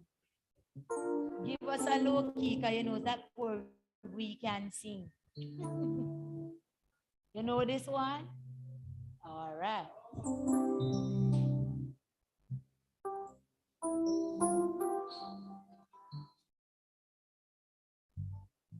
We know this one, Sister Alisa.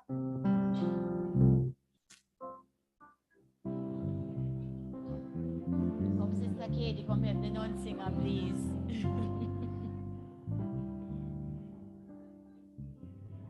In pledges, this truth can be found. A promise to stand on when darkness abounds. Oh, but right never loses and wrong never wins, and grace will always be greater than sin. Grace will always be greater than sin. Calvary has proven it time and again. Whatever you've done, wherever you've been, God's grace will always be greater than sin. Broken and bruised from the choices you made. Sin has a price, and so often you pay. Oh, but Jesus is waiting. Your hope is in Him, and grace will always be greater than sin. Grace will always be greater than sin. Calvary has proven it time and again.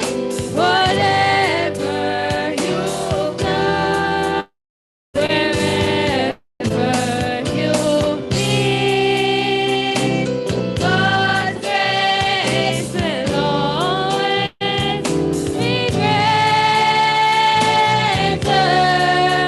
than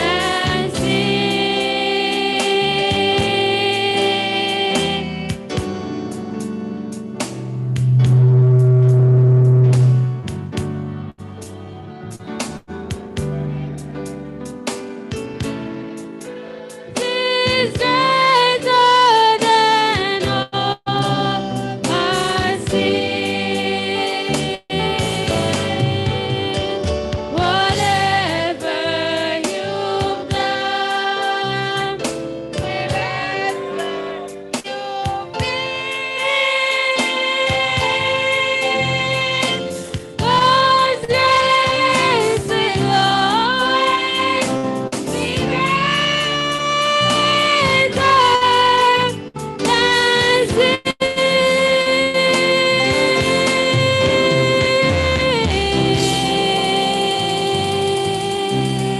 Praise the Lord. At this time, Sister Katie, please bring your mic to Brother Nicholas. He will do us our closing prayer.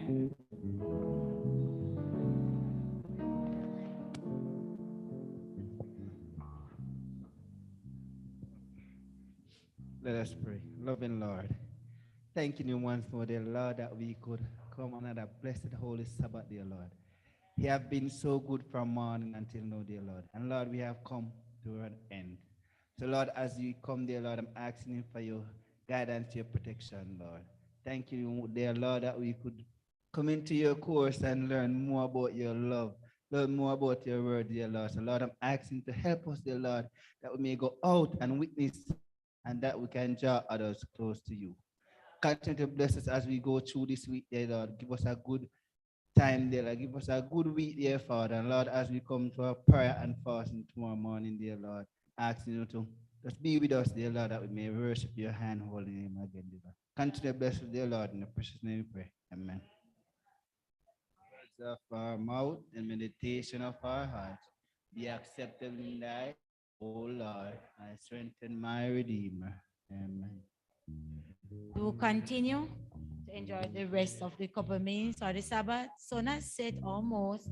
So enjoy the rest of your week and see you back here by God's grace next week, Sabbath.